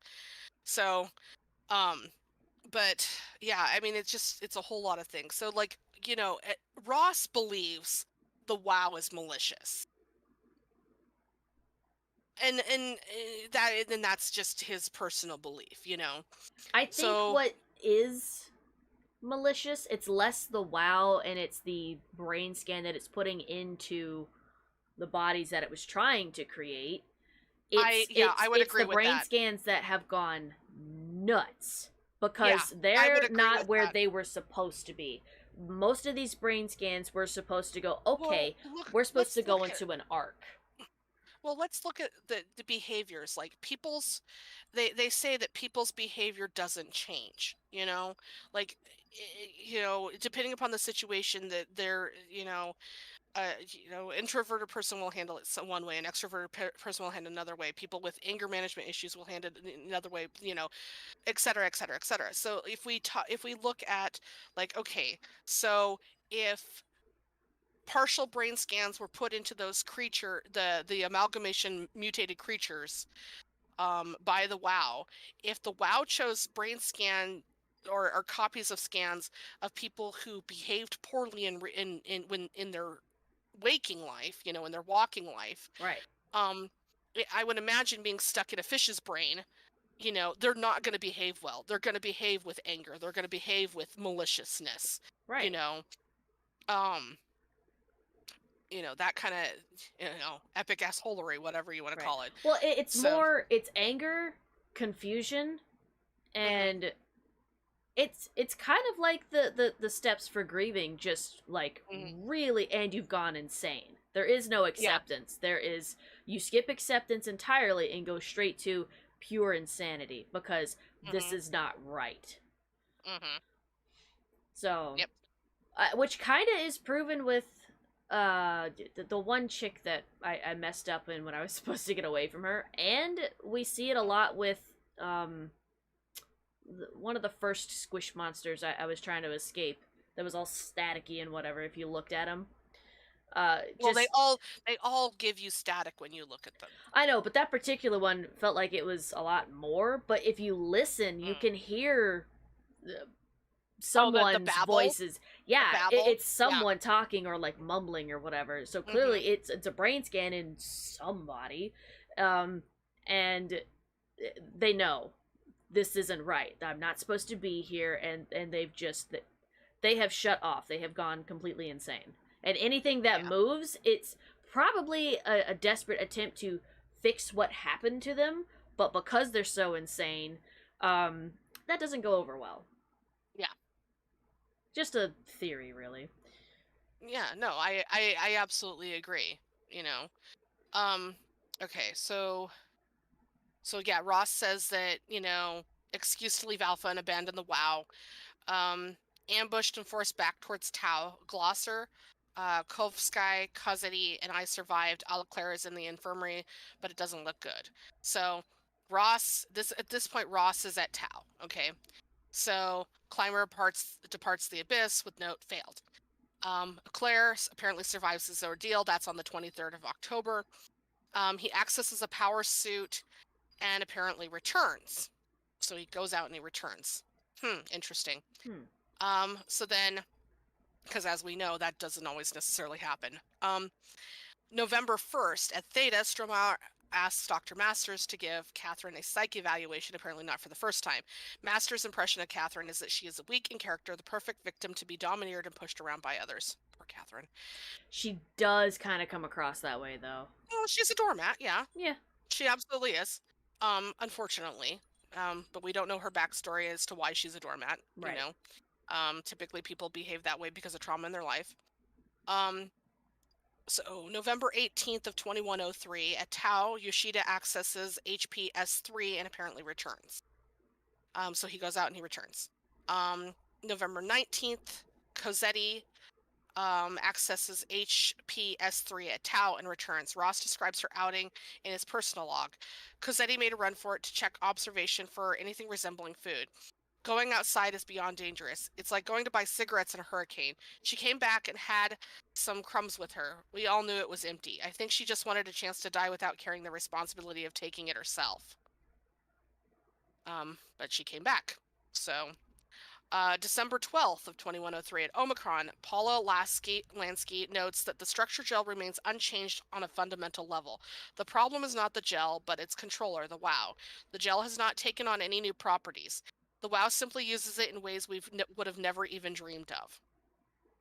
So then, December 19th at Omicron, Dr. Claudia Eames concludes that all the deformed creatures seen on the station, fish, sharks, and the helpers, were manipulated by the WoW through the gel.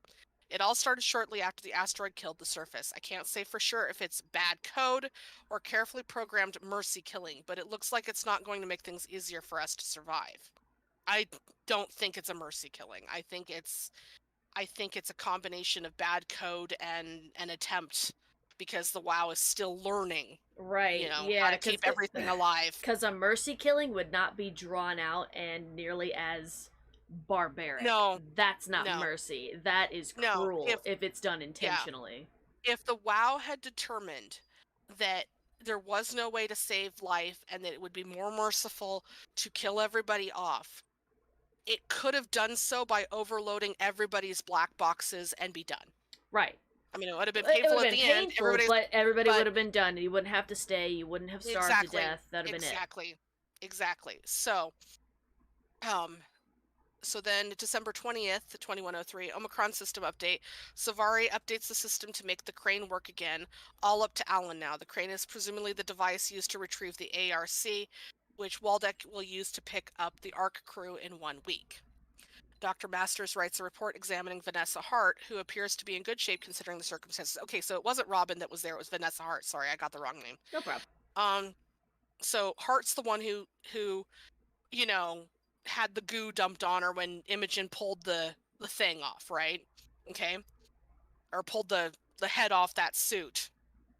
So and Vanessa Hart's the one who probably convinced Imogen to get the second scan done. So then Gotcha. Masters report says Hart appears to be in good shape considering the circumstances, only bruises and mild hypothermia caused by the long walk. It's difficult to corroborate her story as she's the only one to return. The exact nature of Hart's journey remains unknown. Another audio log describes Hart's crazy story about Lambda. Something may have happened there. So that all goes down at Lambda.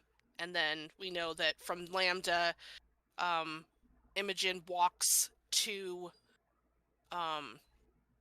Epsilon. So that was December. Okay, so the second time the systems are shut down is on or around December 20th of 2103. So I'm starting to think that was days. That's gotta be days. It's gotta be days. Because if it's hours and all of this happened, no way. Right, which makes me wonder who, again, is 71 that would have gone to Epsilon and turned everything back on again. What if it was the WoW? No. It was the WoW, but like how? One of its first bodies. Maybe it was one of its creation. Yeah. Maybe that's the first time it figured out how to use a dead body or something, or whatever. Maybe. I don't know. Right. So or what if they used I can't think of her name, but she was in the transmission we watched where her head got blown off, and it was working on her and fixing her. What if they used her? Jessica? Yeah. What if it used Jessica? Because maybe at that point it had already put so much in her. It had fixed her, quote unquote, and clearly it had put enough goof juice in her to control her, obviously, and she might be dead, but this is the WoW. Nothing's fully dead, and then maybe it used her to turn the ship back on. But if we're going by that, then that means that the events because Jessica getting and that whole thing with Jessica and Adam and that whole mess happened not long before Vanessa turns up back at Omicron. Okay. So then that means that all that shit went down at Lambda December. We'll say it took Vanessa nearly a day to walk. So that means it all had to have gone down on December 19th. Okay. So if that's the case, or December, we'll say 18th and 19th is when everything went to hell. Okay. At Lambda. So if that's the case,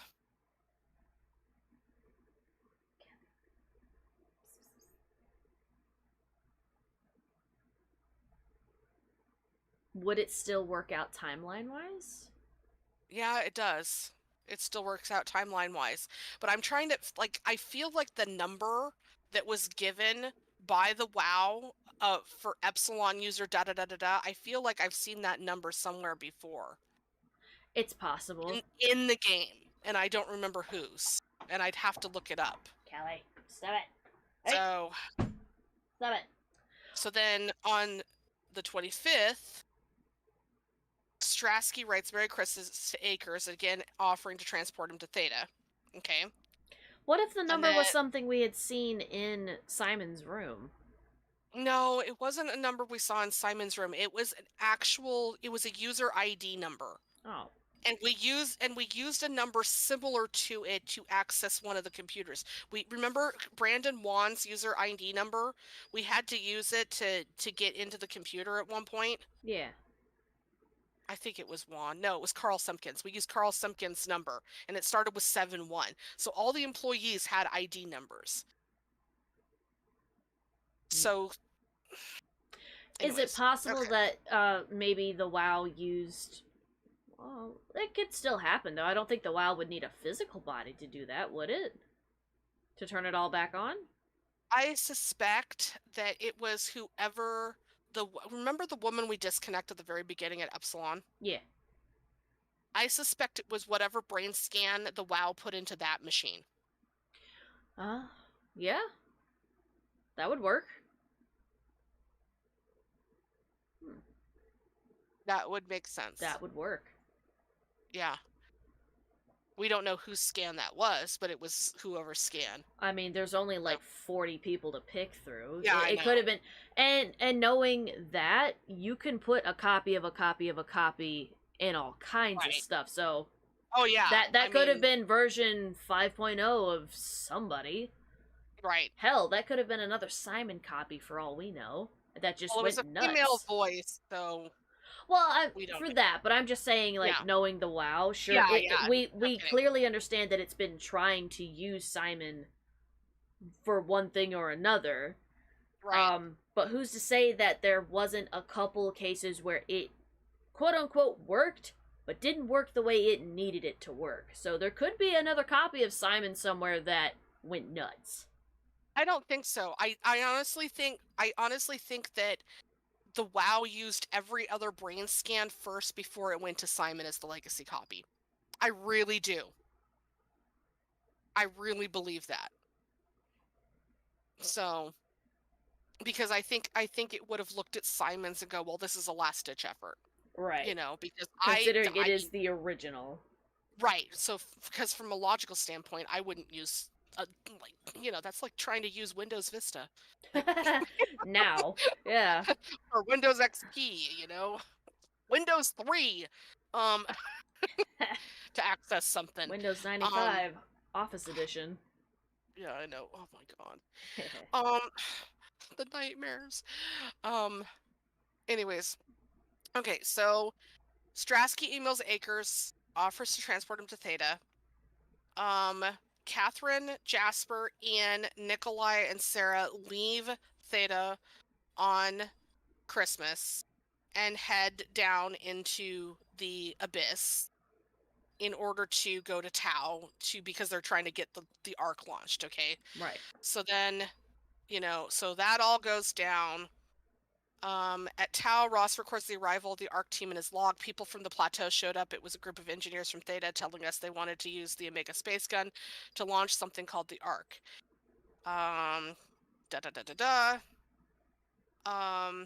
Scans of Ross, Glosser, Kavaski, Cosetti, and Eclair could potentially be on the ARC, meaning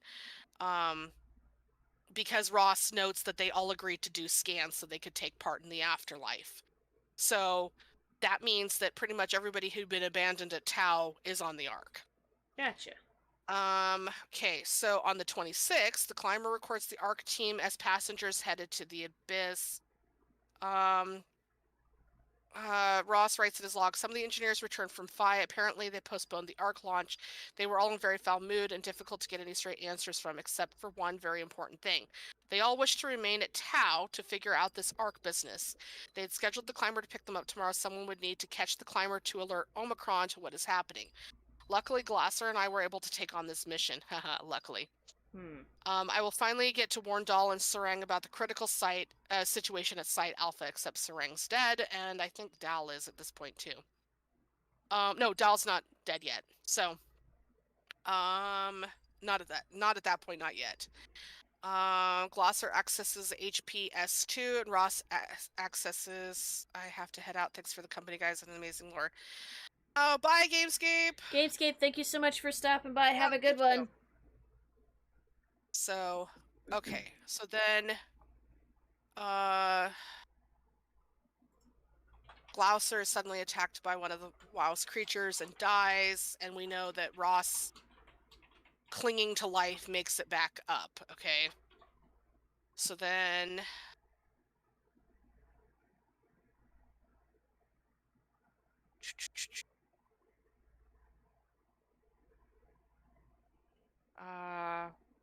So on the 28th is when Raleigh calls Tau from Omicron.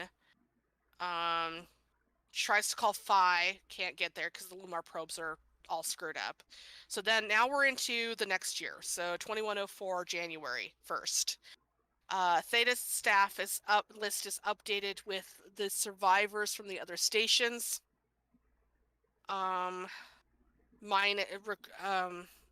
However, there's some people reported deceased and missing, of course. Some of the staff were noted as deceased. Robin Bass, Dorian Cronstadt, Jessica Davis, Martin Fisher, Guy Conrad, Mark Sarang, Gavin Finley, Nathan Grau, Astrid Creer, and Louis Moran.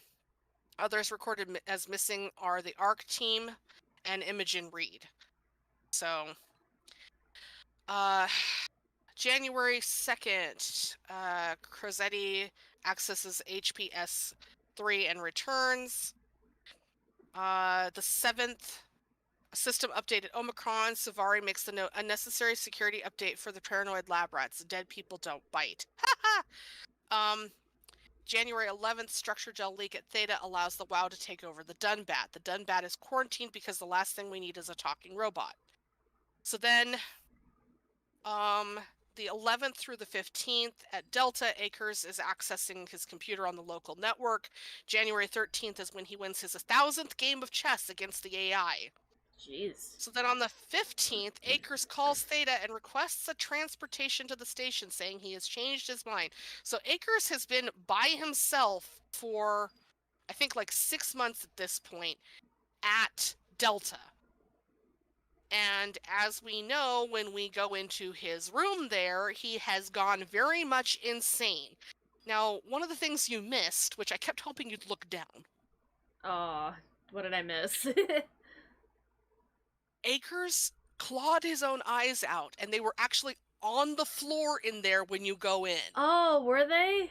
And you could have picked them up. Ew! That's disgusting. I'm glad I missed that. Ew! Why did he claw his own eyes out? He just went nuts. Well, because in his mind, it was easier to see what was going on if the WoW was directing everything. Is how he put it. He basically looks at WoW as kind of like this weird, like, god deity? taskmaster. Yeah, like a deity. Okay. So then, of course, Akers on the 15th calls and requests transport. Kohlrabi's team is sent to pick Akers up. Unfortunately, everything goes to hell. Akers kills all of them. And, so he uses the Zeppelin to travel to Theta, which then we also know that he kind of goes on a murderous rampage at Theta. At Omicron, Lisa Cameron writes in her log that the WoW is definitely repairing Ross's corpse, and the WoW is consuming the glass tube that contains Ross's body, and radiation seems to be instructing the structure gel already inside his corpse. Oh, wow. On the 16th, Akers arrives at Theta via the Zeppelin in the early morning. Avario calls Strasky from the Zeppelin, telling him to wake up Dr. Masters because they're bringing Akers in. Akers is unconscious at the time. And he's all torn up by WoW shrapnel. Sure.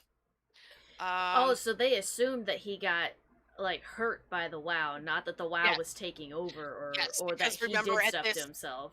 At this point, they all believe, because of Ross and everything that's going on, they all believe that the WoW has become malicious. Okay? So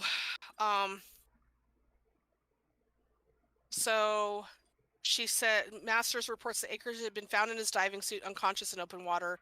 He'd been consuming large amounts of structure gel for weeks. Who does that sound familiar to?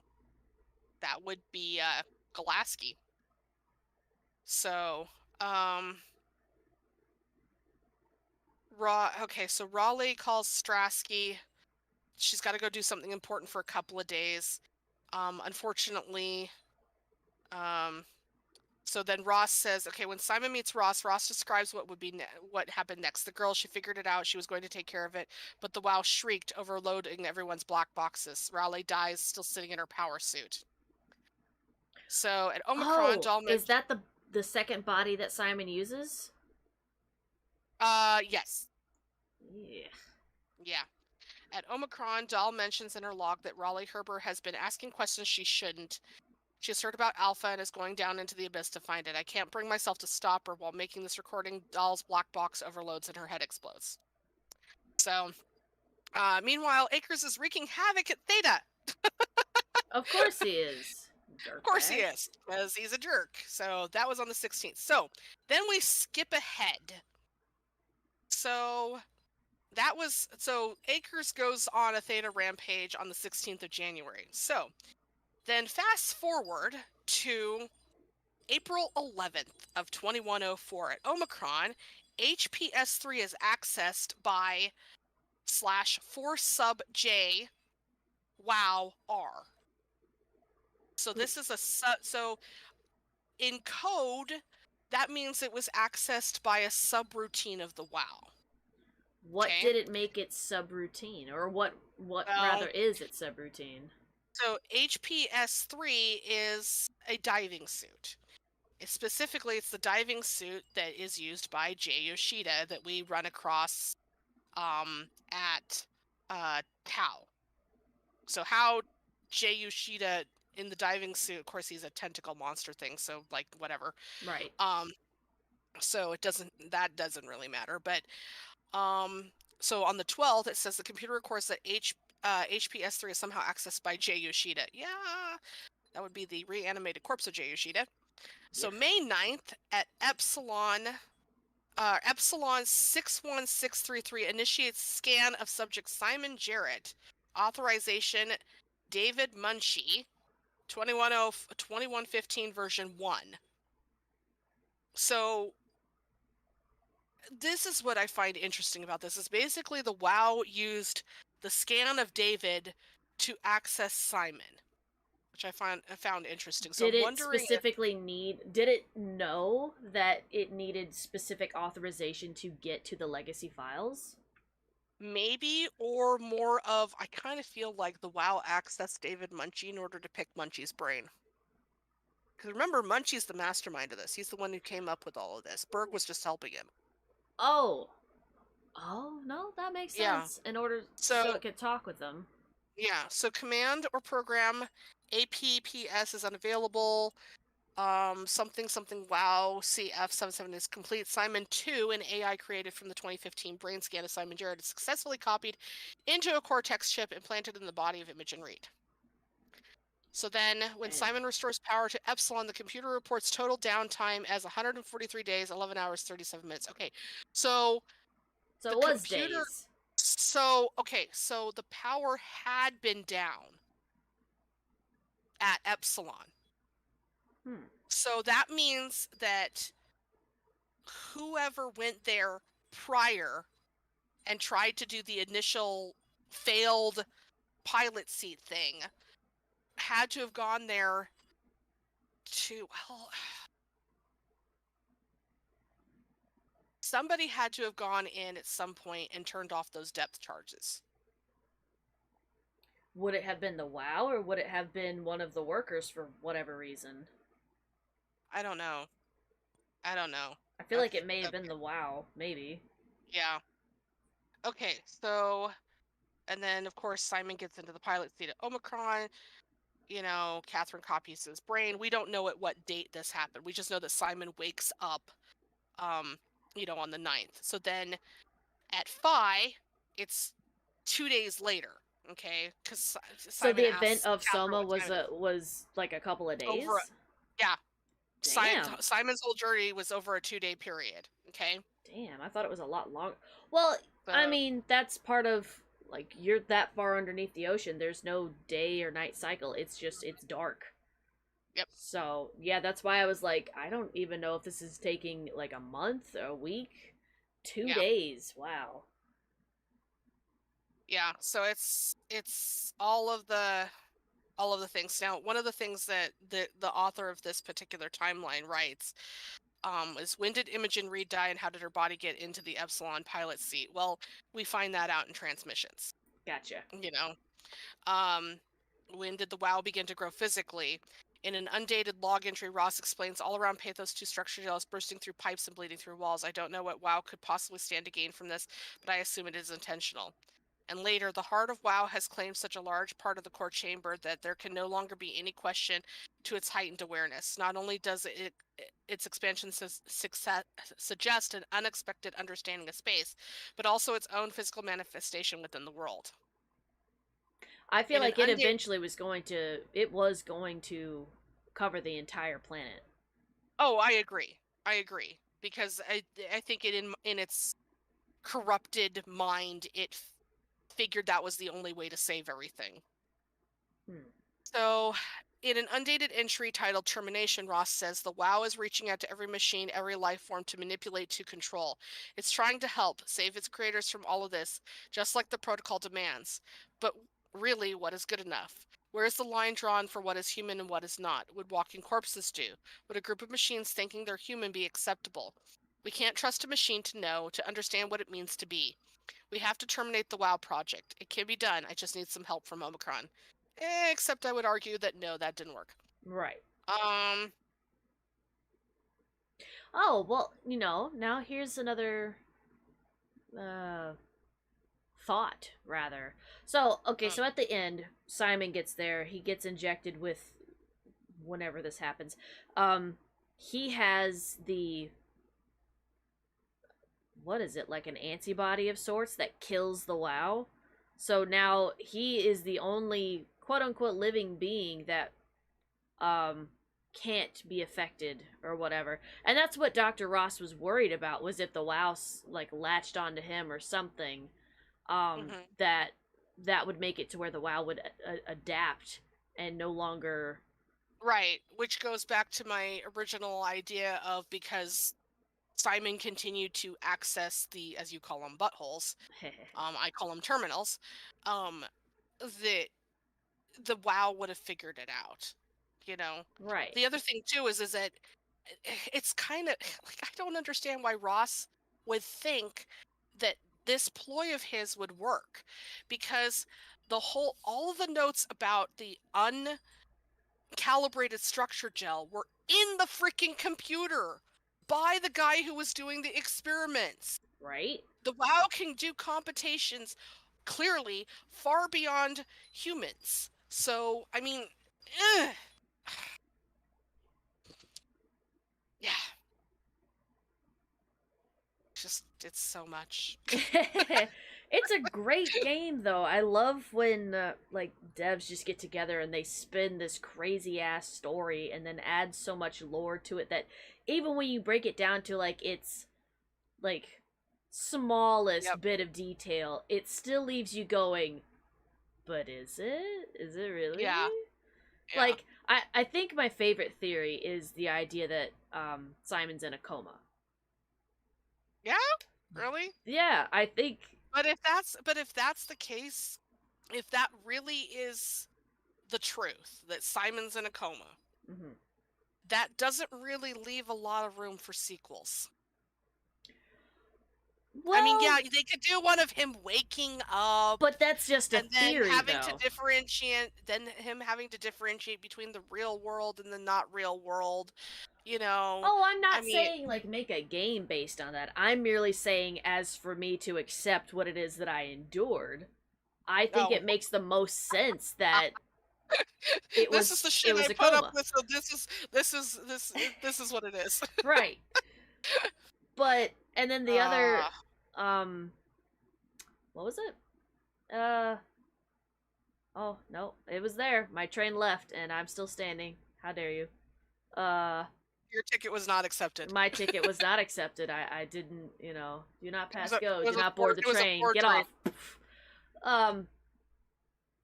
Nope, it's gone. Whatever the thought was, I don't even remember what it is now. I was so annoyed. I firmly believe that the WoW is on the Ark. I just, to me, that makes the most sense because it was jacked into everything. I mean, everything. Yeah. So. And they even admitted that it was on the Ark. Mm-hmm. Maybe not as corrupted as it was everywhere else, but whatever. But it just but because of that, that leads me to believe that things on the ark are not going to be beautiful and pristine and hunky dory, because when you've got bad code, you've got bad code. Right. You know. But I wonder if it's a case of, because what was her name? Sarah was protecting the ark from the WoW. I think what it needed was the WoW needed to physically touch it. The WoW that's on the ark is its original coding, possibly, and then the WoW that's everywhere else causing mayhem unintentionally is the one that got corrupted from all the scans. Maybe, but I don't think so, because so one of the things that I've done as an IT technician is I have to chase down rogue viruses. And there was, a few years back, there was a Google virus. Well, I call it the Google virus because it primarily came from sites that that were hosted by Google that were corrupted.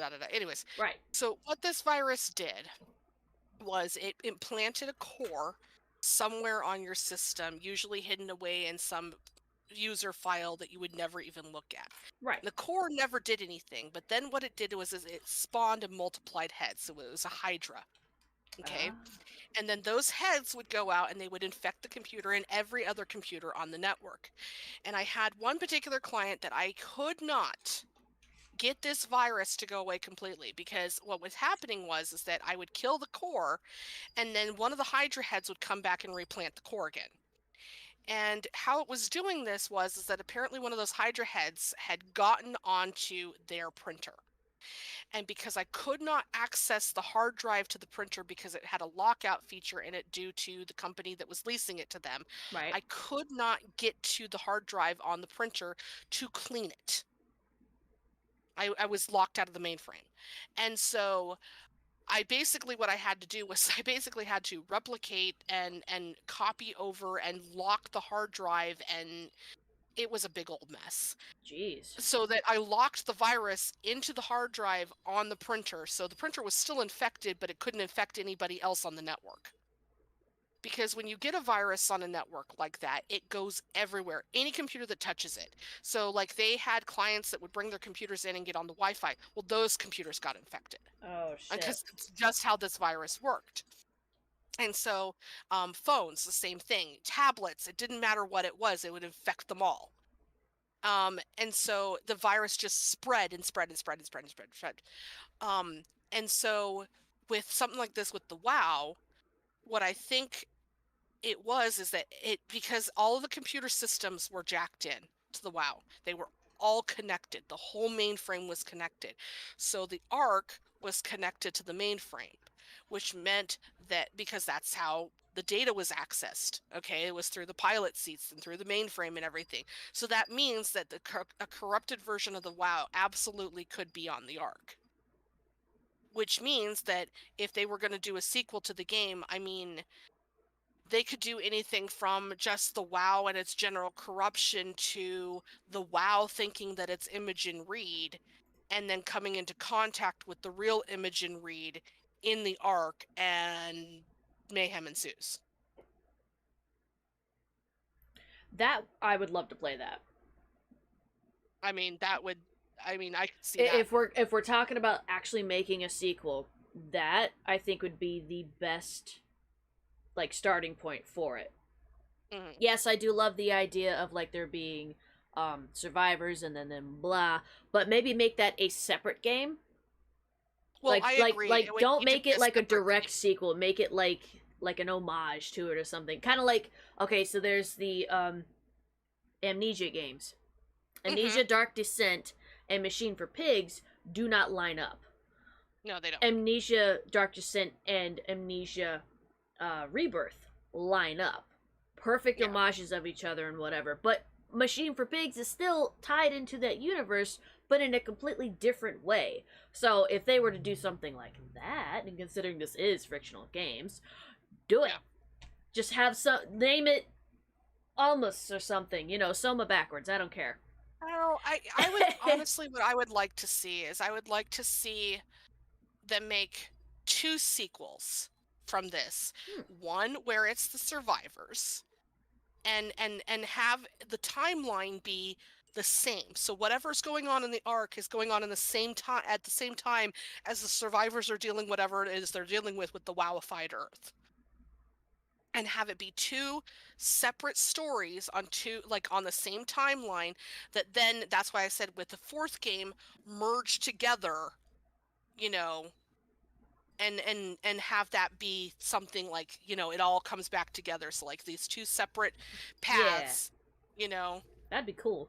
I'd play It'd be really, yeah, it would be fun. So anyways, unfortunately, I have to go.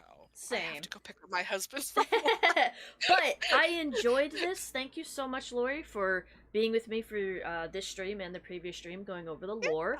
I love that you and I got to sit here and hash out about this and bounce theories off of each other and just learn more about like what went on and what I clearly missed because I squirreled so damn hard. But I had fun. Alrighty. Well, I'm sure you were happy about missing out on eyeballs, but yeah, I didn't want to see that. No. Alright, but thank you everybody so much for watching. If you're watching this later as like a form of podcast, we hope you enjoyed the lore. Let us know down in the comment section, whenever that might be, what your theories are, and if ever there's a sequel, what would you want it to be on. Hit that like button, subscribe, turn on notifications. Let's hear them. Soma lore is fucking weird battle cries. Woo! Yeah! We'll see you guys in the next one. Bye!